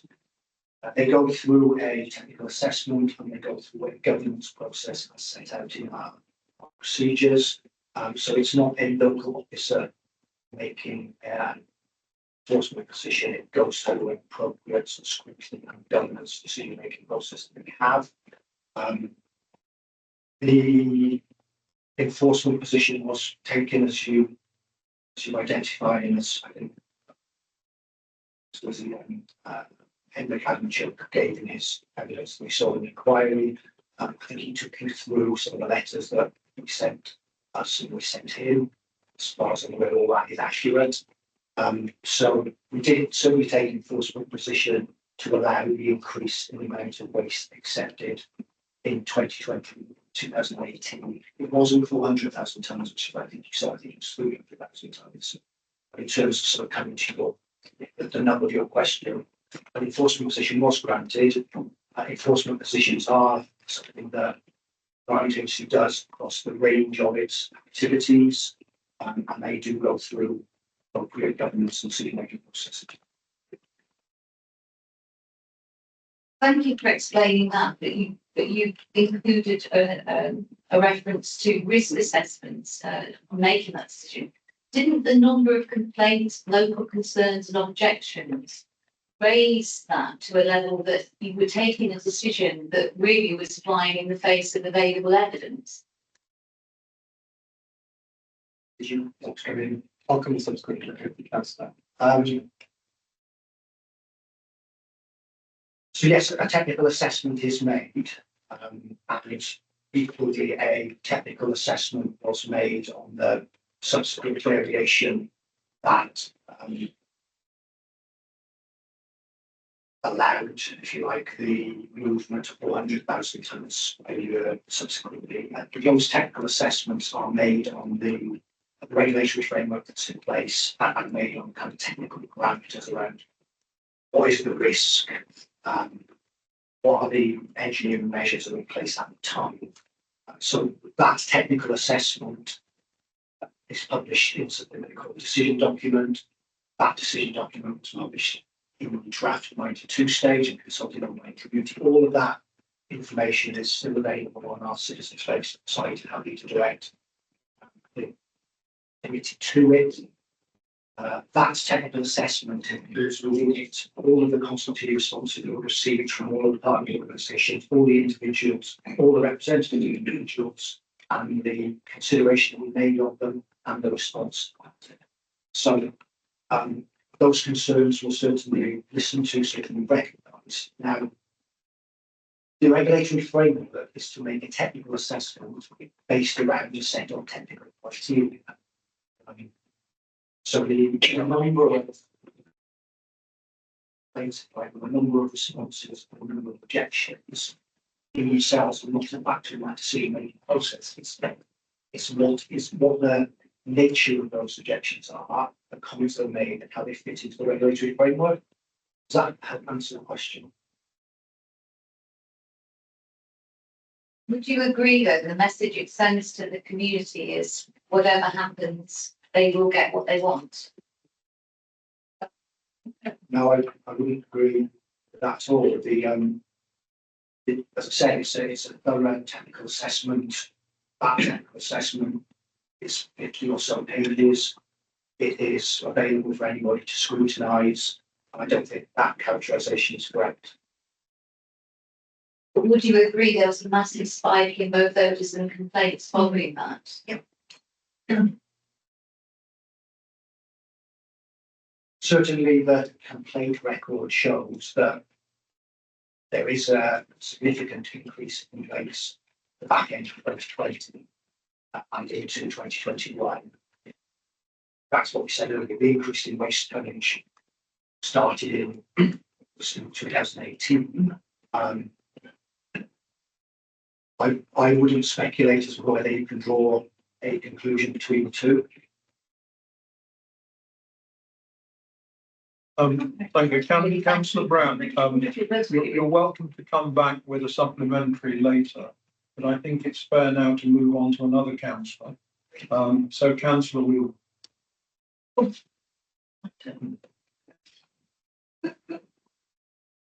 Hello. I read all the documentation with interest, and one of the things that jumped out to me was your recent letter to Councillor Beckley Smith, who's chairing this inquiry. And it was a very interesting letter. And I was particularly interested to see paragraph 4 of that letter. And if you would bear with me, I'll pick out some little bits for you, and I would like your response, please. In paragraph 4 of the letter, beginning, the chair, members can be assured. It says, and I am a words person, the Environment Agency will, doesn't say could, may, should, would like to, it says will. So that is a definite commitment. The Environment Agency will require Walleys Quarry to comply with its permit. Implement all measures necessary to manage emissions of landfill gas from the site. Regulate Walleys Quarry appropriately, though heavens knows what that means. And keep all regulatory options under review. For each of those points that you make in paragraph 4, I would ask the question, how? How? How? My first lesson in project management was not do me a report, don't send me a letter, don't do me a presentation, it's show me. You have shown me nothing that demonstrates your commitment of will to those things. And if I add a little bit extra onto that, which is completely arguing against those 3 points that you've said, it says the Environment Agency cannot direct deployment of environmental agency resources or regulatory action? Why not? So you can't run your own department. So you've said you're going to do these things, these three things, comply with its permit, implement all measures necessary, regulate appropriately, heaven knows what that means. But then you're saying we can't actually do it. We can't tamper with resources or regulatory action. It's completely at odds. I'm sorry, I don't understand. To me, that is what we call in company corporate law a comfort letter. It says things and means absolutely nothing. It's just to shut the masses up. And I find that the use of those words just to shut people up quite unsatisfactory. Would you like to explain what you mean by that? And with it saying will, I see that almost like a contractual commitment with the residents and the authority. Thank you.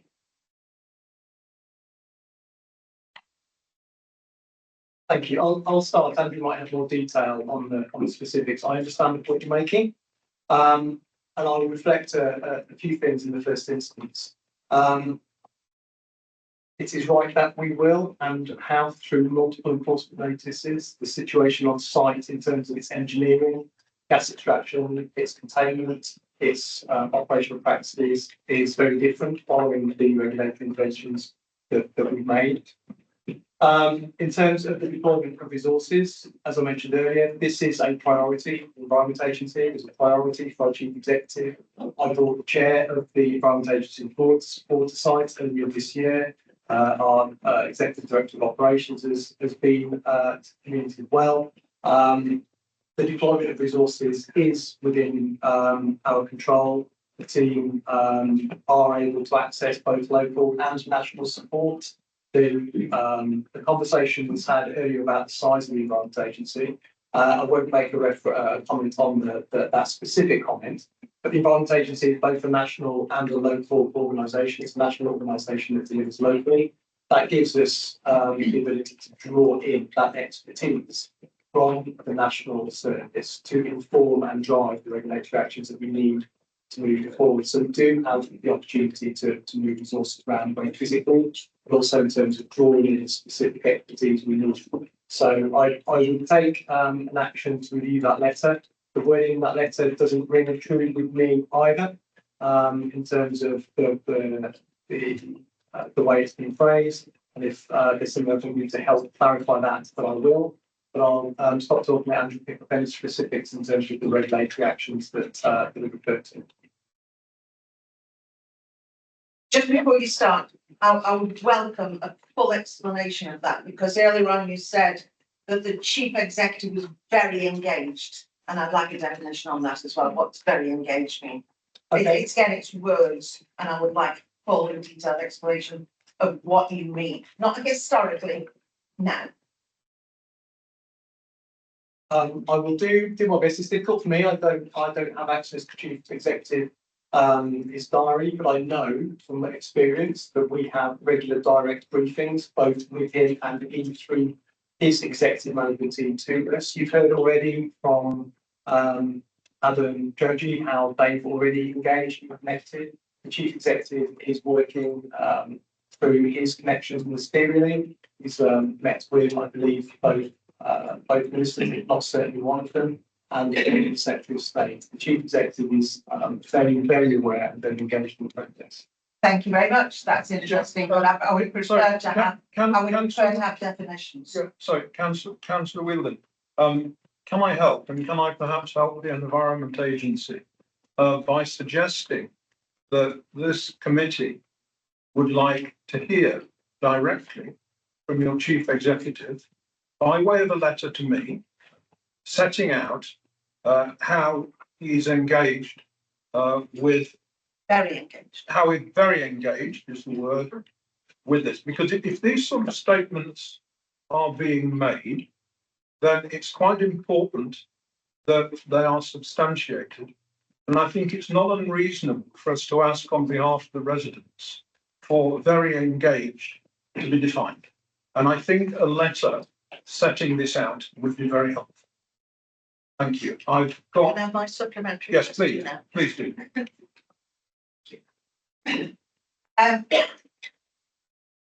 I thought at the beginning.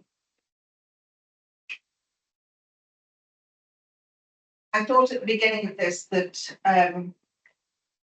because of that letter and the woolliness of paragraph 4 and the rest of it, I could describe you as a reluctant, I was going to say hero, but gosh, that's the wrong word. A reluctant provider, a reluctant regulator. But from what I've heard, and thank you, Councillor, for raising it, that no sites have been closed at all in the country for whatever reason, however bad or not bad or average. It seems now that you're very much a paper tiger on the cusp of quango and not actually doing anything.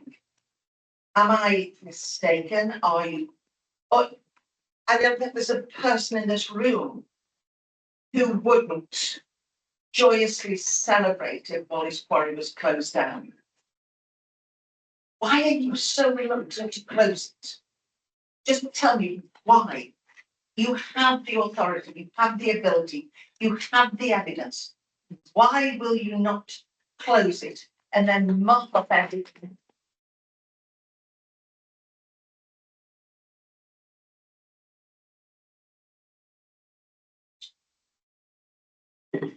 I'll answer that question now, but I just come because I didn't wish to be any misunderstanding or confusion. There have been a lot of sites, illegal sites, operating without permits, and other sites where permits have been revoked and sites have been closed. I was just attempting to accurately answer the question about landfills and coming back to my earlier point around once landfills are there, it is a very sort of complex process in order to move them to a permanent closure. And closure is something once you've got a landfill that we would do as the last resort after exhausting all other opportunities. So going back to what was said earlier, we are not satisfied with the position that we're in. We don't believe that what the community are having to endure is acceptable. We've been really clear that the situation now needs to be resolved, and we're keeping all of our regulatory options on the table. So when are you closing it? I can't add to the statement I've already made. So you're a paper tiger? You want to draw that conclusion, it's certainly not a conclusion that I'm going to accept. What agreed with. Yeah, I think with that, we'll move on to Councillor Holland. I think you're asking for the. Thank you, Chair. Ian, Andrew, you're human beings, and this is a very unpleasant experience for you. Unpleasant for us as well as unpleasant for my residents. They've been poisoned over a number of years. Their substances being visited by the sand for the poisonous poisoned. You made a very clear statement at the outset about holding individual officers to account. It's not the correct environment to say that so and so has failed, but as an organisation, as a regulator, I've been clear for a very long time now. The Environment Agency is a broken organisation. It is an ineffective regulator, and it is the previous witness sitting where you are has all but called for the abolition or breaking up of the Environment Agency. And the establishment of a successor series of organisations, one of whom I hope will have specific remit for regulating waste. I think criminality in the waste industry, poor performance in the waste industry is of increasing concern. There's been a television documentary only very recently. Prior to that, there have already been debates in Parliament. We know that this is an industry that is extremely difficult. You have given us evidence that there are 138 persistent performers. Most of them are in the waste sector. And not a single one of them in the lifetime of the Environment Agency, according to your own evidence, has ever been closed. Let's be clear, I do not want for anybody to hide behind regulatory reform as an excuse for a regulator not now doing its job. The Environment Agency's statutory and legal framework gives you the power to issue permits, to suspend permits, to issue closure notices, to revoke permits. It is a power that has not been used in this circumstance, in spite of all of the problems that we've been discussing for quite a long time. And that is a huge concern. In fairness to you guys who are in front of us today, one of the previous witnesses was the former MP, Adam's predecessor, and he gave us evidence that actually he feels that the new leadership of the Environment Agency is better than the old leadership.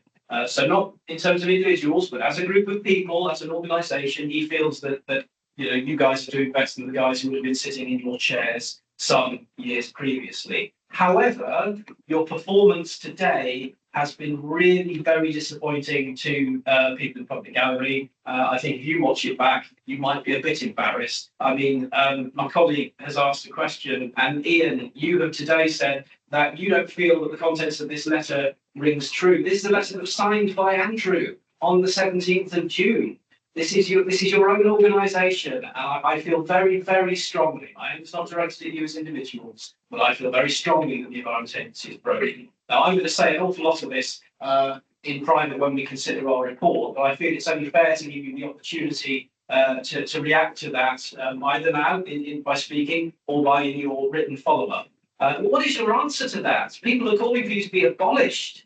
You're not doing your jobs. The Environment Agency is a broken regulator. Thank you.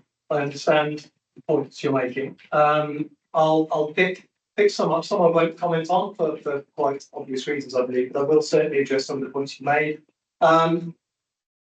Is it difficult being here? It's important to be here. We are here, we wanted to be here, and as at the outset, we're grateful for the flexibility to be able to do so. A point of clarity, you referred to the 138 sites, I think it was.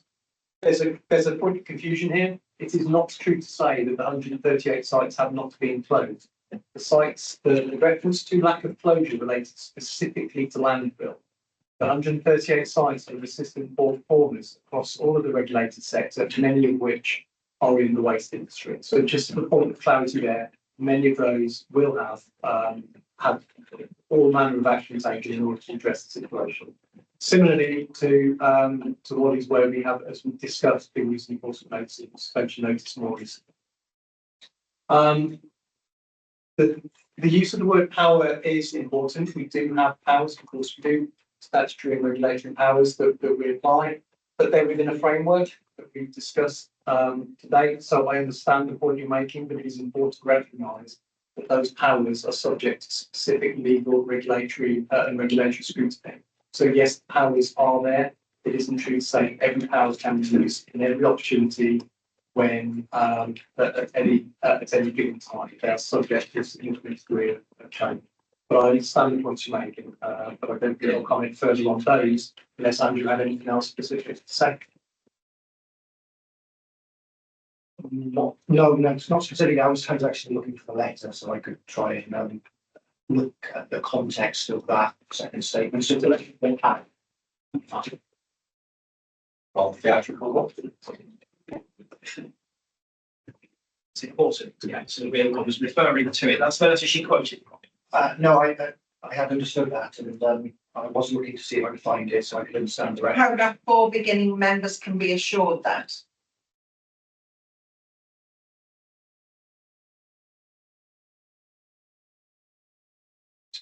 Yeah, and I think it's relatively straightforwardly dealt with, and it's the comment that I made in my opening submission. The point is not that the Environment Agency will direct its resource. If I read the entire section that's quoted, we know members will understand, though, that they cannot direct deployment of our resources, meaning members of Newcastle and Lyme Borough Council, or our regulatory action, it would not be appropriate to comment. So it's been misrepresented. This was not that the Environment Agency can't direct its own people. We absolutely can. But it isn't a matter for us to be directed by councillors from Newcastle and Lyme Borough Council. So I'm not embarrassed by that statement at all. It's a misrepresentation of the facts that are in my letter. So you're saying it's poorly phrased? No, I'm saying it's been misinterpreted. I think it's incredibly clearly phrased. And I made exactly the same point when I gave my opening piece. It was presented as that the Environment Agency can't direct its own resources, as I understood it. The statement here says very clearly that members of the council cannot direct the Environment Agency resources. The reasons that we set out in our opening statement. The Environment Agency has to operate within the regulatory framework as an independent regulator. If I could just comment, Chair, that it's the other part of the paragraph that's also important, not just that misphrasing. And the earlier part of the paragraph, how Ian dealt with its response in terms of the activity we've undertaken, enforcement notices, the activity that we undertake in terms of non-compliance businesses and our regulatory activity. Yeah, thank you. It's quite clear that this letter of the 17th of June is causing difficulty. It may be helpful and help us all if you could reflect on the contents of your letter, and you may wish to provide an addendum or a clarification. I'm very engaged. Thank you. Councillor Holland, did you wish to add anything? I did have a follow-up. It is a separate question, strictly. It relates to evidence we heard earlier, and it's a factual response or having to be considered. How much money has the Environment Agency raised in compliance-related fines from the site operator at Walleys Quarry, and what is that money used for? Because the discussion that was had a little bit earlier on was about whether or not it is appropriate for money raised from fines to be used for site remedy and for addressing the liabilities, the wider liabilities, including the public health ones that have been mentioned by Councillor Wilden to my right, and whether or not there is simply enough money in that kind of pot to prevent the taxpayers ending up on the hook for making right the problems that the site operator is responsible for, and that I'm inclined to believe the Environment Agency has failed to mitigate it or regulate. Thank you. We'll commit to bringing that information back. I will just raise a couple of points of clarity in relation to that. The conversation earlier when referring to fines, that it might help to differentiate between the fees and charges levied against an operator and fines. So the fees and charges increase as the performance deteriorates, as inflection effectively due to pays principle. So that money then is available to fund further regulation to bring the site back into compliance. So that's partly where that money goes. It goes elsewhere as well. That's part of that cycle. Why the fines are often facilitating those that are issued in response, a punitive response to an offence, for example, that gives rise to a fine. The Environment Agency doesn't receive the money from fines back into the Environment Agency. The money raised on fines across our operations, in all of its remit, goes into central government. It isn't a process whereby the fines come back to the Environment Agency. Sometimes you'll hear that there are things such as enforcement undertakings following criminal proceedings, and that's where an authority or body might make money available rather than a fine to the courts that goes into central government. It's money that's made available to be deployed into the local environment, quite often via a charity or a third party, in order to effectively put rights in the wrong of their action. But if that helps, but we will get some detail subsequently that is the committee. Okay. My microphone isn't on. Oh, I've got it working. Yeah, thank you. Councillor Foxy, I think you wanted to ask a question. Yes. Thanks, Chair. I'll have to wait quite patiently. I just wanted to take you back to something that you said at the beginning of your evidence, if I may. So you stated in response to a question that I asked about core samples, and you stated that at present you cannot answer why Environment Agency have not taken core samples across the site. You then stated in response to a question from my colleague, Councillor Jones, who asked what assurance could you give that the toxic effluent will be managed going forward into the future based on what is causing those levels and what's in there. And your response was that you are in receipt of information from the site operator. So the question is it the policy of the Environment Agency or is it the customer practice of the Environment Agency to allow the operator to mark its own homework? Because frankly, that seems a bizarre, flawed and negligent approach. It's a bit criminal. Yeah, a couple of things there if I can, in terms of getting to them. The environment issue can certainly answer the question about the court samples. That outside of this, it's quite a specific question. Also, long period of regulated site, and it wasn't one of those that indicated we were expecting to answer. And you were preparing for us to answer, so I just don't have that information at hand. So I'm very happy that we take that away and give you a full answer to that question. In terms of sort of the follow-on question that came from that, in terms of the way in which the permitting regime works, pretty much the entire breadth of what is done is that the operator has a responsibility to operate the site and the operation, which is then regulated by the Environment Agency in terms of the permit. So every operator would provide information about what they do, how they do it. In the case of a landfill, there are a series of technical assessments that need to be made around what will the gas and profile of the landfill look like over time, and all of that is then subject to technical assessment by members of specialist teams with the Environment Agency who assess that, verify that, show that as part of the sort of permitting and ongoing regulation process. So we don't rely on what the operator says. There are technical experts who verify and assure that process when permits are issued on an ongoing basis. So, in fact, I couldn't answer the core sample question. It wasn't really the inference that Walleys Quarry do what they want to do. It is subject to an assessment process, verification process, really complicated and regulatory regime. Thank you for the response. But the point remains, we're 8 years down the line, and you can't say with any degree of certainty what is causing the high levels of hydrogen sulfide because you've never actually checked, have you? As I said, I'm going to have to come back to the question of what is the specific sampling that's been done on the site. We have set out, and there's a copy on our website that's available, the scientific advisory group assessment, if you like, of where the hydrogen sulfide source within the landfill comes from.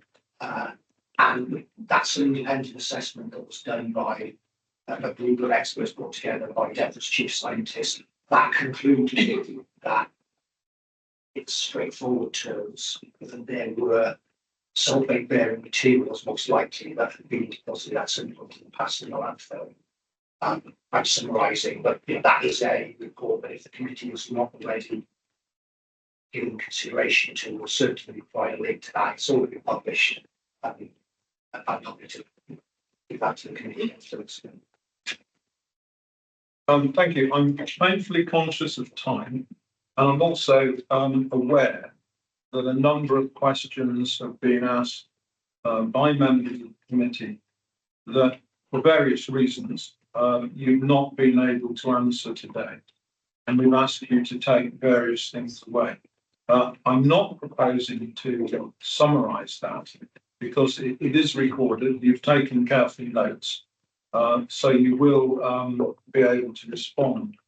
But I must reserve the committee's position in terms of having to come back to you again once we've received those responses. And I think that's fair and reasonable, given the situation. Councillor Adcock, do you have another point? And then I really must close this session. I just have a quick question about something I think we need to cover before we let our agency go, which is that part of the scope of our inquiry is about moments of lost opportunity. And I just want to bring up a couple of moments that we've heard from other witnesses in this inquiry where we think that big opportunities to fix this sooner have been lost. Firstly, we heard from the former MP Aaron Bell when he came to the last meeting, and he identified that the EA's failure to issue a suspension notice when the site was at its absolute worst in spring 2021 was a key moment in lost opportunity. And in his view, by not using your crucial tool of suspension at the time, you've kind of hamstrung yourselves because the possibility of issuing a suspension or closure further down the line became much harder. Would you agree with this assessment? And can you explain the decision that you made to allow the operator to voluntarily suspend operations and why the EA didn't act more swiftly to suspend operations itself at the time?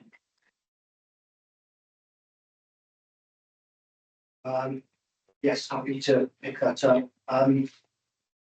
Within the normal operation of environment agency, taking into account the regulatory framework, the regulators code, it wouldn't be normal for the environment agency to use any enforcement powers for suspension to achieve an outcome that an operator was voluntarily willing to do. So it's not surprising or unusual to find that outcome.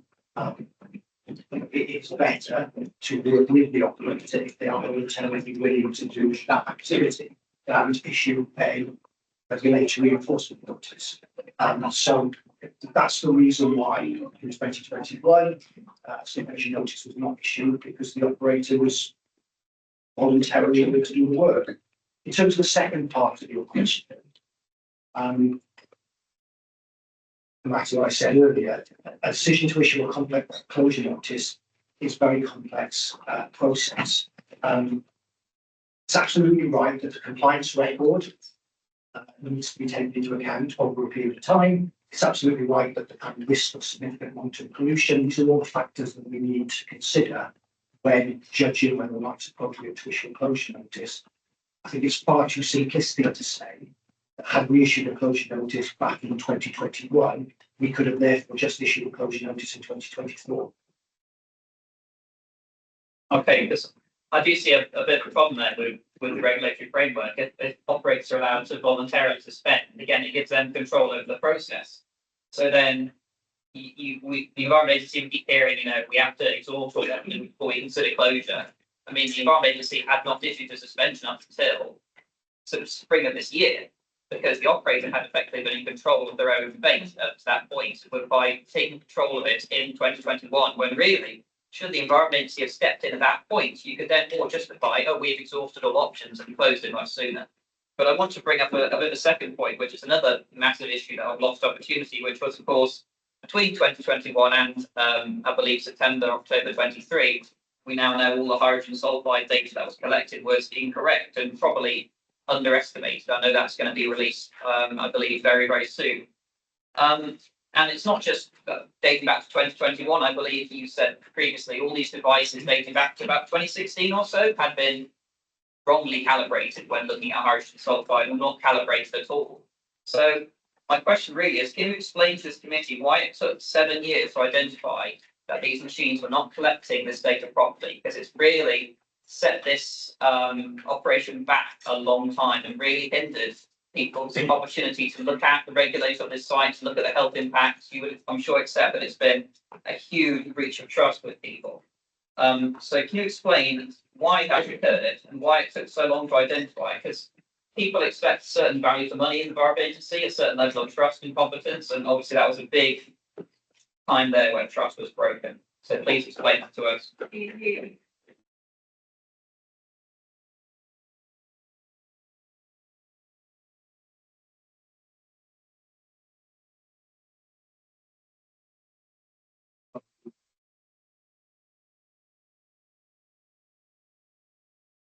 So apologies for that. The specifics around what, so I think you are correct. I think it was 2016 was the date. It was a very specific issue with the instruments and the manner in which they were calibrated. I think it is absolutely right that we recognise and share the frustration. As we did at the time, we held the public engagement session to talk through the issue. I think it was very clear not there was ever any doubt that that was a particularly significant impact on the local community. I absolutely recognise the comments you're making around the lack of trust both in the environmental agency and in the data on the back of that. We are at the point, as I think you referenced, that the peer review report taken by independent specialists overseen by DEFRA, so completely independent of ourselves, has now completed and the report has been published. As I think you'll be aware, the election period did add to the timescale attached to that, which I'm sure is also a source of significant frustration. We hope in the coming, I think, week to be able to produce and publish the amended data, after which we will come back again and discuss publicly all of the issues that you've just covered in your piece. But just absolutely wanted to recognise that impact on trust in the data environment seems absolutely heard and understood and recognised. Thank you, but I'm sorry, I don't know if I'm coming, but why was it not checked? Why was it only September 23 we discovered this? I can, and I know that we've